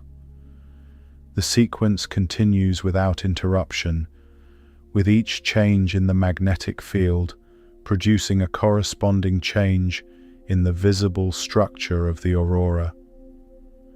As cameras continue to record these changes over time, The accumulated light reveals the full range of colors and structures present within the aurora. The recorded images show details that extend beyond what can be seen directly, capturing the faint reds, purples, and subtle variations in brightness that occur as the particle flow continues and the magnetic field shifts. The resulting images reflect the same physical process that is visible to the eye, but with additional detail revealed through the longer collection of light. Throughout this process, the aurora stays a continuous interaction between incoming particles, the magnetic field, and the atmosphere, producing light that varies in brightness, color, and shape, depending on how these elements interact at any given moment. The difference between what is seen directly and what is recorded over time reflects how light is detected, while the underlying process that produces the aurora continues unchanged as particles enter the atmosphere and collisions release energy in the form of visible light. High above the Earth, along the boundary, where incoming charged particles follow magnetic pathways into the upper atmosphere, regions of light start to form in narrow bands that stretch across the sky. These bands appear as arcs that hold a steady position, extending from one side of the sky to the other, while staying relatively unchanged in shape.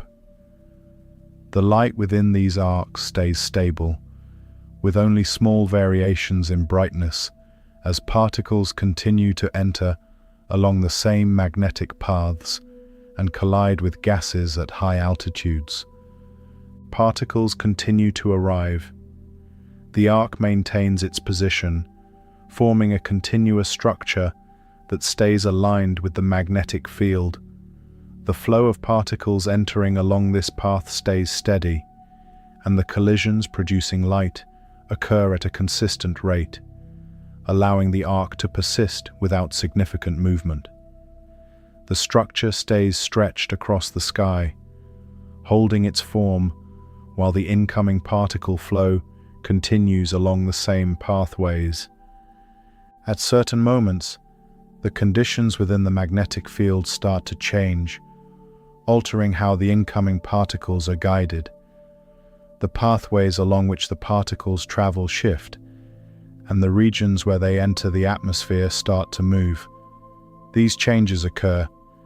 The arc no longer stays completely steady, and sections of the light start to show increased activity as the number of incoming particles rises in localized areas. More particles are directed into specific regions. The rate of collisions increases, and the light within those areas becomes brighter. The arc begins to develop uneven sections, with portions intensifying, while others stay relatively stable. The distribution of incoming particles continues to change, and the structure of the arc responds as the magnetic pathways adjust. The changes in the magnetic field continue. The steady arc begins to break into moving sections. Portions of the light lift and expand, forming vertical structures that rise from the original arc.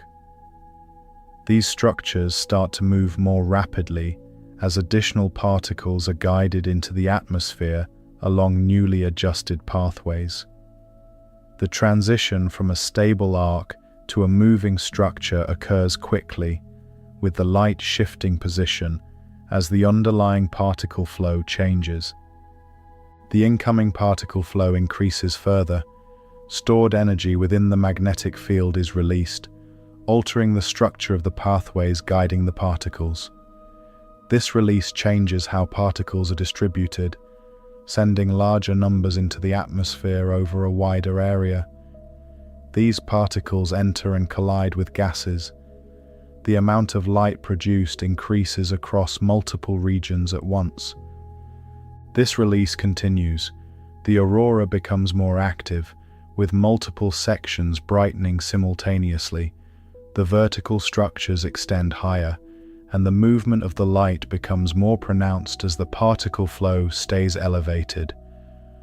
The shapes formed by the light continue to change, with sections expanding, narrowing, and shifting as the incoming particles follow the newly adjusted magnetic pathways.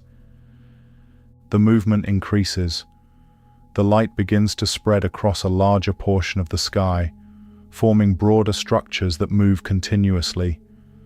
The increased particle flow maintains the higher rate of collisions, sustaining the brightness and movement within the aurora. The structures that form during this phase keep shift as the magnetic field adjusts, and the incoming particles follow the changing paths. The flow of particles begins to stabilize. The release of stored energy decreases, and the magnetic field begins to return toward its previous structure. The pathways guiding the particles become more consistent, and the regions of increased activity start to reduce. The movement within the aurora slows, and the brighter sections start to fade as fewer particles are directed into those areas. The conditions return toward a more stable state. The larger moving structures start to contract, and the light returns to forming more uniform arcs. The rate of collisions decreases, and the brightness reduces accordingly.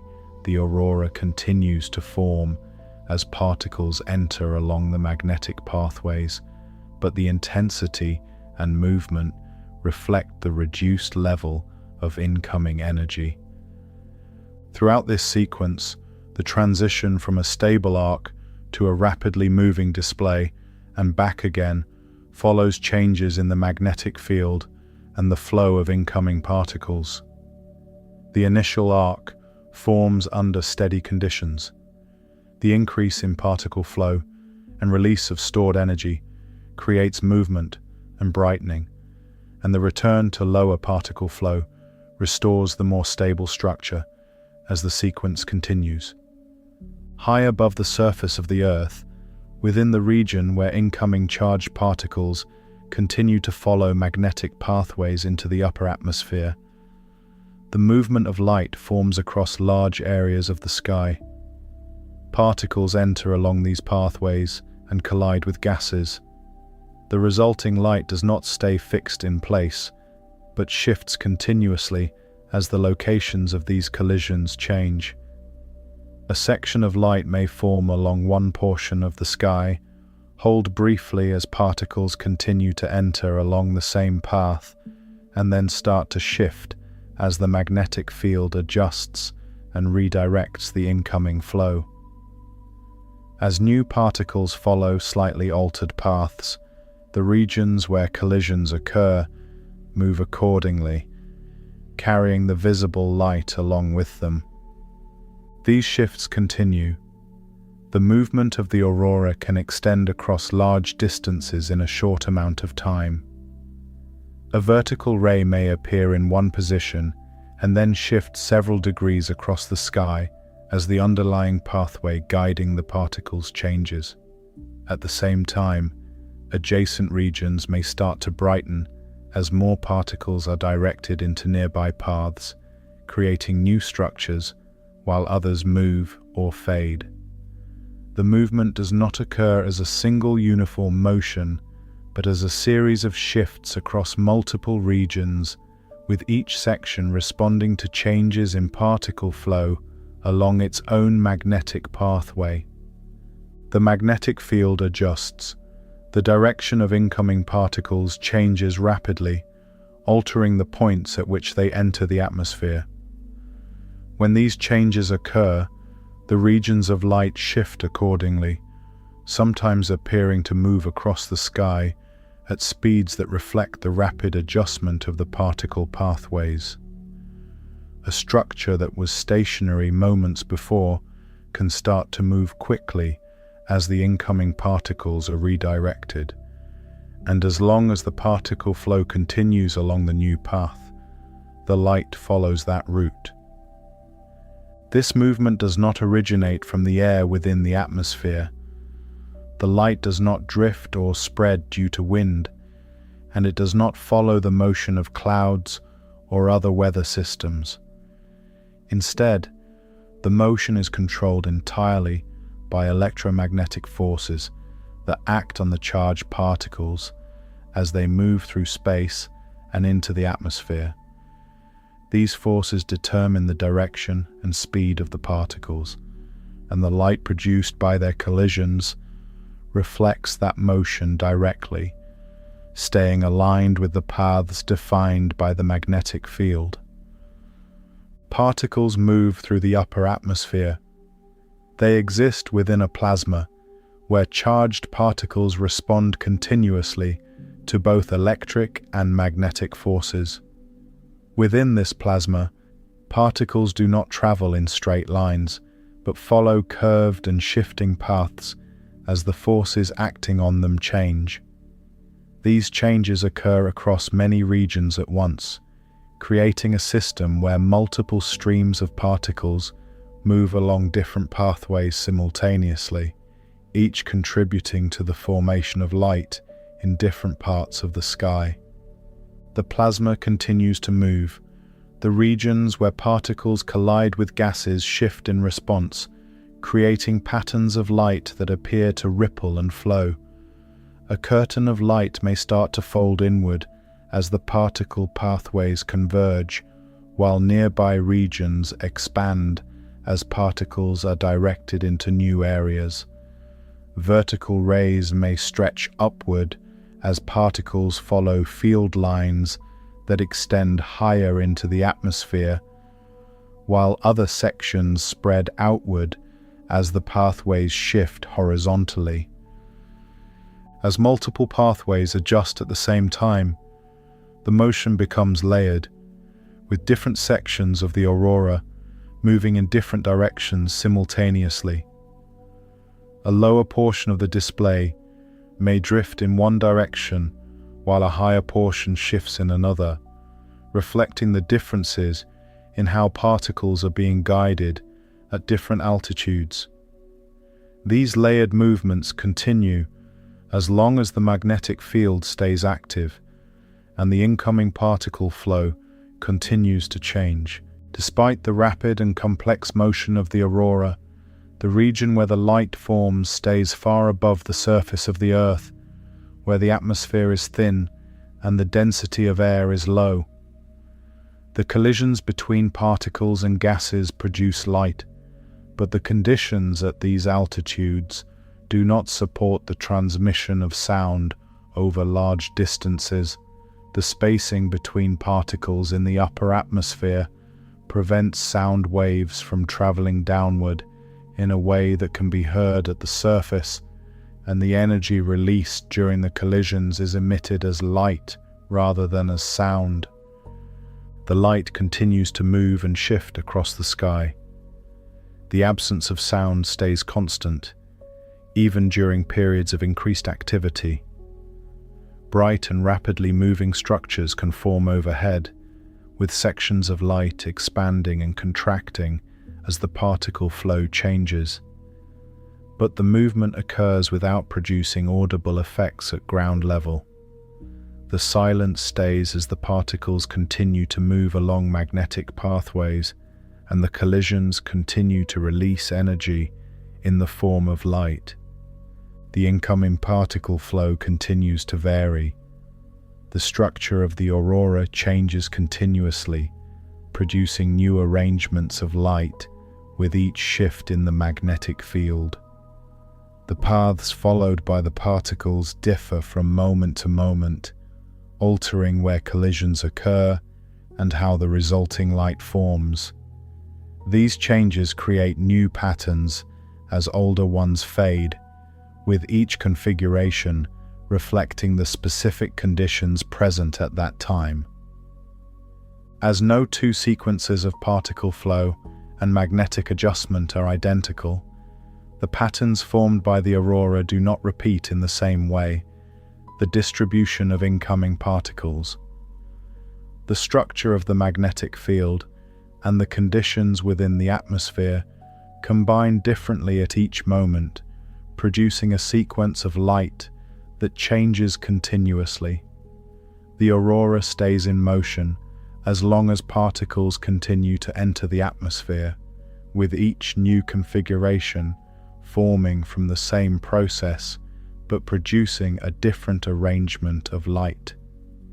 Throughout this sequence, the movement of the aurora stays tied to the motion of charged particles within the magnetic field, with the visible light reflecting the paths along which those particles travel.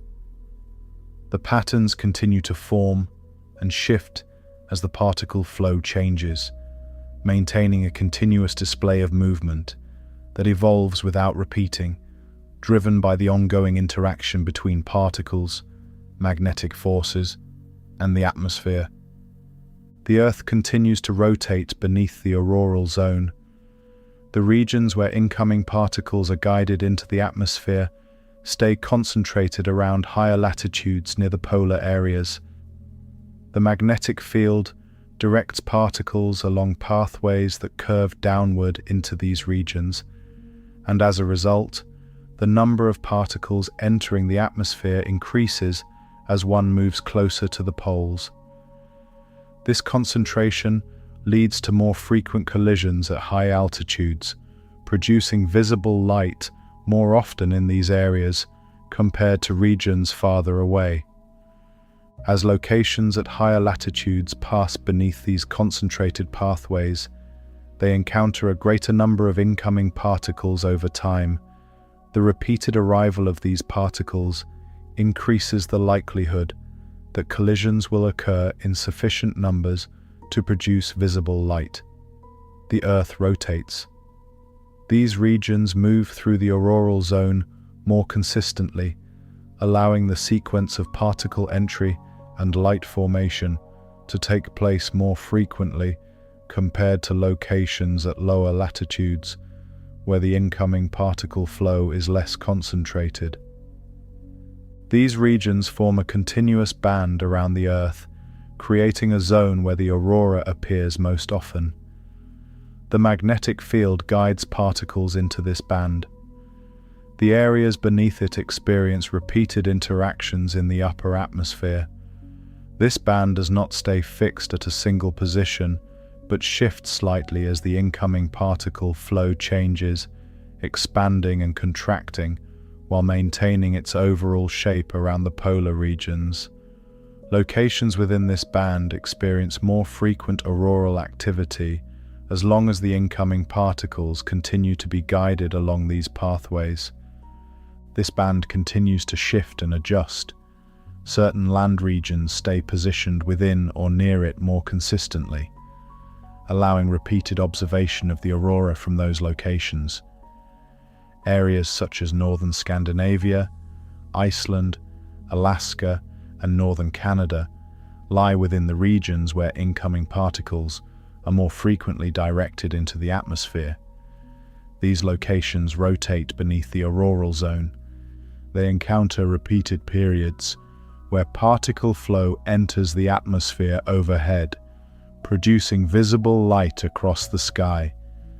As incoming particles continue to enter the atmosphere above these regions, the resulting light forms structures that move across the sky in response to changes in the magnetic field and particle flow. Observers located within these areas can see the formation of arcs, curtains, and vertical rays as the particles follow magnetic pathways and collide with gases. The repeated presence of these conditions allows the aurora to be observed more frequently in these regions compared to areas farther from the poles. At higher altitudes above the surface, the same sequence of particle entry and collision continues without interruption, and the view of the aurora changes as the observer moves above the lower atmosphere. From an aircraft traveling at high altitude, the observer passes above a portion of the atmosphere where clouds form, entering a region where the view of the sky is no longer obstructed by weather conditions below. The aircraft moves beneath the auroral zone. The light produced in the upper atmosphere stays visible, forming structures that extend across the sky above the aircraft. The aircraft continues along its path. The aurora can be seen from above the cloud layer, where the light is not blocked by clouds that may be present below. The structures of light stay aligned with the magnetic field, forming arcs and vertical rays that move across the sky as the particle flow continues. The movement of the aurora stays consistent with what is observed from the ground, but the absence of cloud cover allows a clearer view of the full structure as it develops. The aircraft travels through regions where the aurora is active. The observer sees the same patterns of light forming and shifting, with sections brightening as more particles enter the atmosphere and fading as the flow decreases. The motion of the light stays tied to the magnetic pathways guiding the particles, and the structures continue to move in response to changes in the incoming flow. Above the cloud layer, the contrast between the aurora and the surrounding sky increases, allowing the light to be seen more clearly. The clouds below form a boundary that separates the observer from the lower atmosphere, while the aurora continues to form at higher altitudes. The aircraft moves forward. Different sections of the aurora come into view, reflecting the movement of the Earth beneath the auroral zone and the ongoing changes in particle flow. The aurora continues to form above these regions, both on the ground and at higher altitudes. The visibility stays tied to the position of the observer relative to the auroral band and the presence of conditions that allow the light to be seen. The incoming particles continue to follow magnetic pathways into the atmosphere, and the resulting light forms across the same regions, creating a pattern of visibility that stays strongest near the polar areas where the particle flow is most concentrated. The Earth continues to rotate beneath the auroral zone. The position of an observer relative to the incoming particle pathways determines how the structures of light appear across the sky. When the regions where particles enter the atmosphere stay farther from the observer's location, the resulting light forms lower in the sky, appearing closer to the horizon. The structures stretch outward at an angle, with arcs and curtains extending across the distance, while maintaining alignment with the magnetic field lines guiding the incoming particles. The observer moves into closer alignment with the regions where particles are entering the atmosphere. The position of the aurora shifts higher in the sky. The same structures that appeared near the horizon start to rise, moving upward as the observer passes beneath the active region. The light continues to form along magnetic pathways, but its apparent position changes as the angle between the observer and the incoming particle paths becomes more direct. The observer moves further beneath the auroral zone. The light can appear directly overhead, with structures extending across the sky above, rather than along the horizon. In this position, the incoming particles follow magnetic field lines that descend toward the atmosphere from above the observer, and the resulting light forms in regions that align more vertically relative to the observer's position. The same arcs and curtains continue to form, but their orientation appears different due to the change in perspective. These changes occur. The apparent shape of the aurora shifts depending on the viewing angle. When observed from a distance, the structures appear as long, horizontal arcs stretching across the sky. The observer moves closer beneath the active region. Those same structures start to separate into vertical rays that extend upward, reflecting the alignment of the magnetic field lines guiding the particles. The transformation in shape occurs as the observer's line of sight changes relative to the direction of the incoming particle flow. The vertical rays form overhead. Each ray represents a path along which particles are entering the atmosphere and colliding with gases. These rays stay aligned with the magnetic field, extending from higher altitudes down into the upper atmosphere where the light is produced. When viewed from below, the space in between these rays becomes less apparent, and the individual paths start to overlap in the observer's line of sight. The observer looks directly upward into these aligned rays. The perspective compresses the distance between them, causing the parallel structures to appear as though they are converging toward a central point. The rays, which are separated by distance in the upper atmosphere, align along the observer's line of sight, creating the appearance that they meet at a single location above. This alignment continues. The light forms a pattern where the vertical rays extend outward from a central point overhead, creating a radial structure that appears to spread across the sky.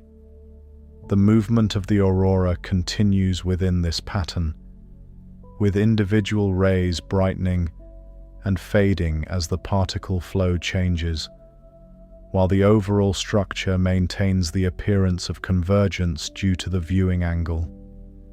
The magnetic field continues to guide particles along these pathways. The rays stay aligned with the field lines, and the apparent convergence persists as long as the observer stays beneath this region. The movement of the aurora continues to follow the changing particle flow, with the rays shifting position while maintaining their alignment, causing the central point to appear to move as the structure evolves. The observer moves out of direct alignment with these vertical pathways. The apparent convergence begins to change.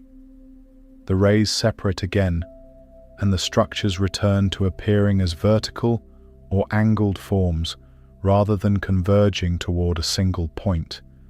The same physical structures stay in place, but their appearance shifts as the observer's position relative to the magnetic field lines changes. As incoming particles continue to enter the atmosphere along these pathways, the light continues to form in regions aligned with the magnetic field, and the shapes observed depend on the angle from which they are viewed. The structures stay consistent in their formation, while the perspective from which they are seen determines how they appear, creating variations in shape that follow the observer's position beneath the auroral zone. As streams of charged particles continue to travel outward from the Sun and reach the region surrounding the Earth, variations in their density and speed start to alter how they interact with the magnetic field. When the incoming flow increases, the interaction between the particles and the magnetic field becomes stronger, causing the field to adjust and redirect a greater number of particles toward the polar regions. These changes occur as the particles arrive, with the magnetic pathways shifting to accommodate the increased flow. The interaction strengthens. The conditions within the magnetic field start to change across a wider region. The pathways that guide particles into the atmosphere expand, allowing particles to enter along routes that extend beyond their usual boundaries. These pathways widen. The regions where particles collide with gases in the upper atmosphere also expand, increasing the area where light is produced. When the incoming particle flow stays relatively low, the interaction with the magnetic field produces only small adjustments. Under these conditions, fewer particles are guided into the atmosphere, and the regions where collisions occur stay limited in size. The resulting light forms in smaller, more localized areas, with faint structures appearing in regions where the particle flow is sufficient to produce visible emissions. These weaker interactions continue. The light produced stays subtle, forming thin arcs or faint patches that appear briefly and then fade as the particle flow changes. The number of collisions stays lower, and the resulting structures do not extend far across the sky. The light continues to form along magnetic pathways, but the limited particle flow restricts the intensity and extent of the display. The incoming particle flow increases. The interaction with the magnetic field becomes more pronounced, causing the pathways to expand further and guide more particles into the atmosphere. With more particles entering along these pathways, the number of collisions increases and the light produced becomes brighter and more widespread. The structures extend across larger portions of the sky, forming arcs and curtains that move as the particle flow continues. The interaction continues to strengthen. The regions where particles enter the atmosphere expand outward from the polar areas. The magnetic field adjusts to the increased flow, allowing particles to follow pathways that reach lower latitudes. As a result, the regions where light is produced extend farther from the poles, increasing the range over which the aurora becomes visible.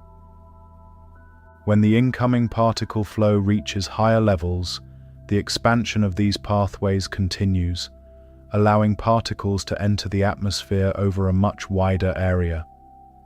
The collisions that occur produce larger and more intense structures of light, with multiple regions brightening simultaneously as the particle flow stays elevated. The movement of the aurora becomes more pronounced, with structures forming and shifting across a broader portion of the sky. The expansion reaches its greatest extent. The regions where particles enter the atmosphere can extend toward lower latitudes, bringing auroral activity into areas where it is not typically observed. The Earth rotates beneath these expanded regions. Locations that are normally outside the auroral zone move into alignment with the incoming particle pathways, allowing the same sequence of collisions and light formation to occur overhead. The particle flow continues at elevated levels. The intensity of the aurora stays high, with increased brightness resulting from the greater number of collisions taking place across the expanded region. The structures of light become more dynamic, with rapid changes in brightness and position as the magnetic field continues to adjust and guide the incoming particles along shifting pathways. These changes occur. Measurements of the magnetic field reflect the level of interaction taking place. Instruments detect variations in the strength and direction of the magnetic field as the incoming particles continue to interact with it. These measurements change as the particle flow increases and decreases, providing a way to track how strongly the magnetic field is being affected by the incoming energy. The incoming particle flow begins to decrease. The interaction with the magnetic field weakens, and the pathways guiding particles into the atmosphere start to contract. The regions where collisions occur become smaller, and the intensity of the light decreases as fewer particles enter along these pathways. The structures of the aurora start to reduce in size and brightness as the particle flow returns toward lower levels.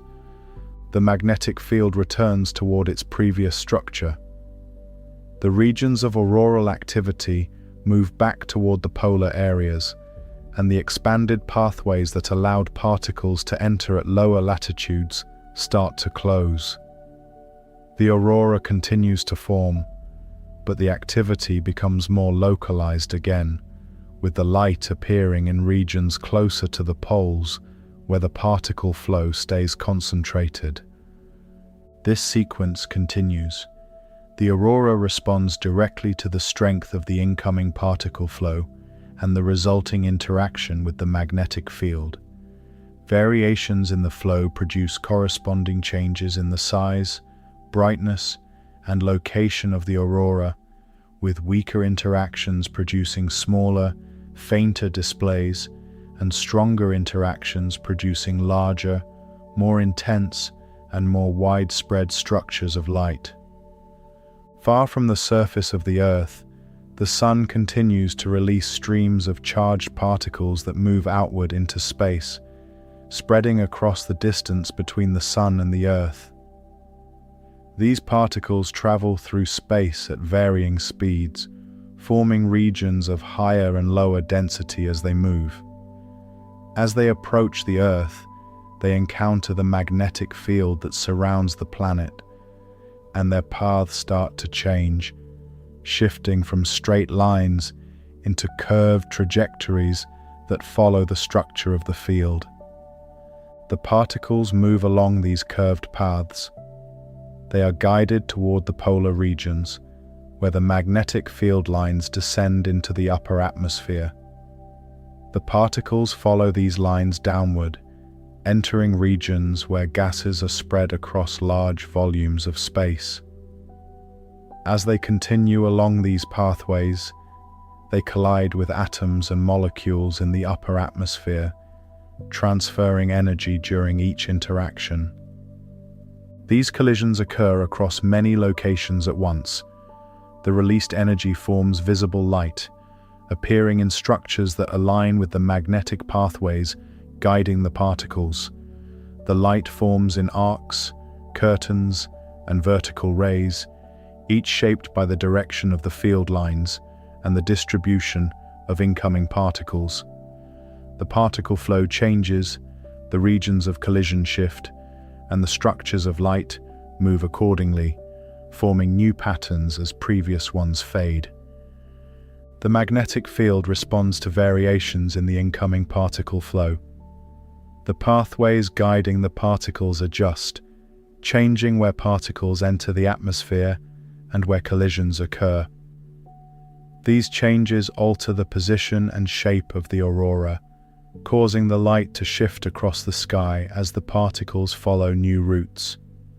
As long as particles continue to arrive, the sequence of movement and collision continues, producing light that forms and reforms in response to the changing flow.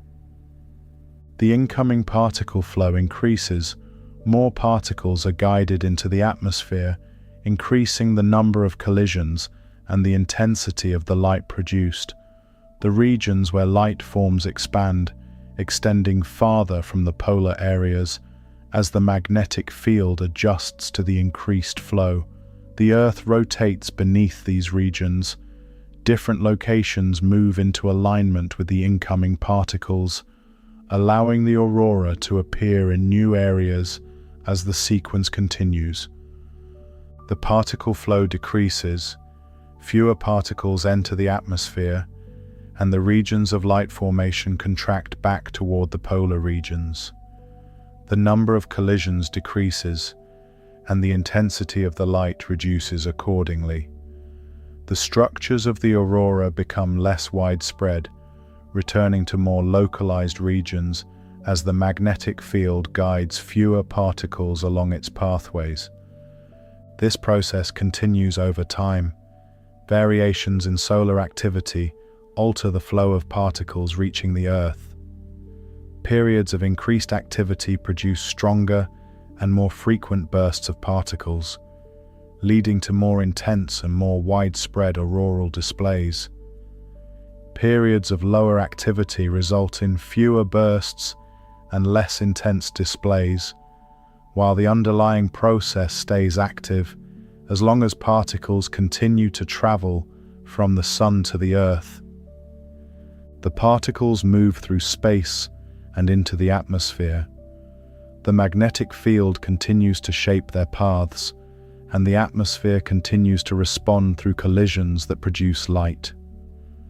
The resulting aurora, reflects each stage of this sequence, showing how energy released from the sun travels across space, interacts with the Earth's magnetic field, and becomes visible in the sky. As observers view the aurora from different positions, the structures appear to change shape depending on the angle from which they are seen.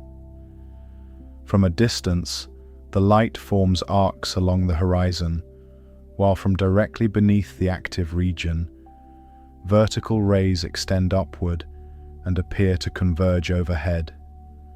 The observer moves. The appearance of the aurora shifts, while the underlying structure stays aligned with the magnetic field. The light continues to form at high altitudes. The energy released during each collision stays spread across large volumes of the atmosphere. The light stays visible against the dark sky, while the amount of energy reaching the surface stays limited. The structures continue to move and shift overhead, following the paths of incoming particles as they are guided by the magnetic field. As satellites move above the atmosphere, they continue to measure the incoming particle flow and the changes in the magnetic field, recording how the interaction evolves over time. Signals passing through the upper atmosphere respond to these changes, and systems on the ground adjust as the magnetic field and particle flow alter the surrounding environment. The sequence of detection, interaction, and response continues as long as particles arrive from the sun. This process continues without interruption. Each moment of auroral activity reflects a specific set of conditions, with the incoming particle flow, magnetic field structure, and atmospheric interactions combining to produce a unique arrangement of light. The patterns that form do not repeat in exactly the same way, as the conditions that create them keep change from one moment to the next. Particles continue to travel from the sun, follow magnetic pathways, enter the atmosphere, and collide with gases.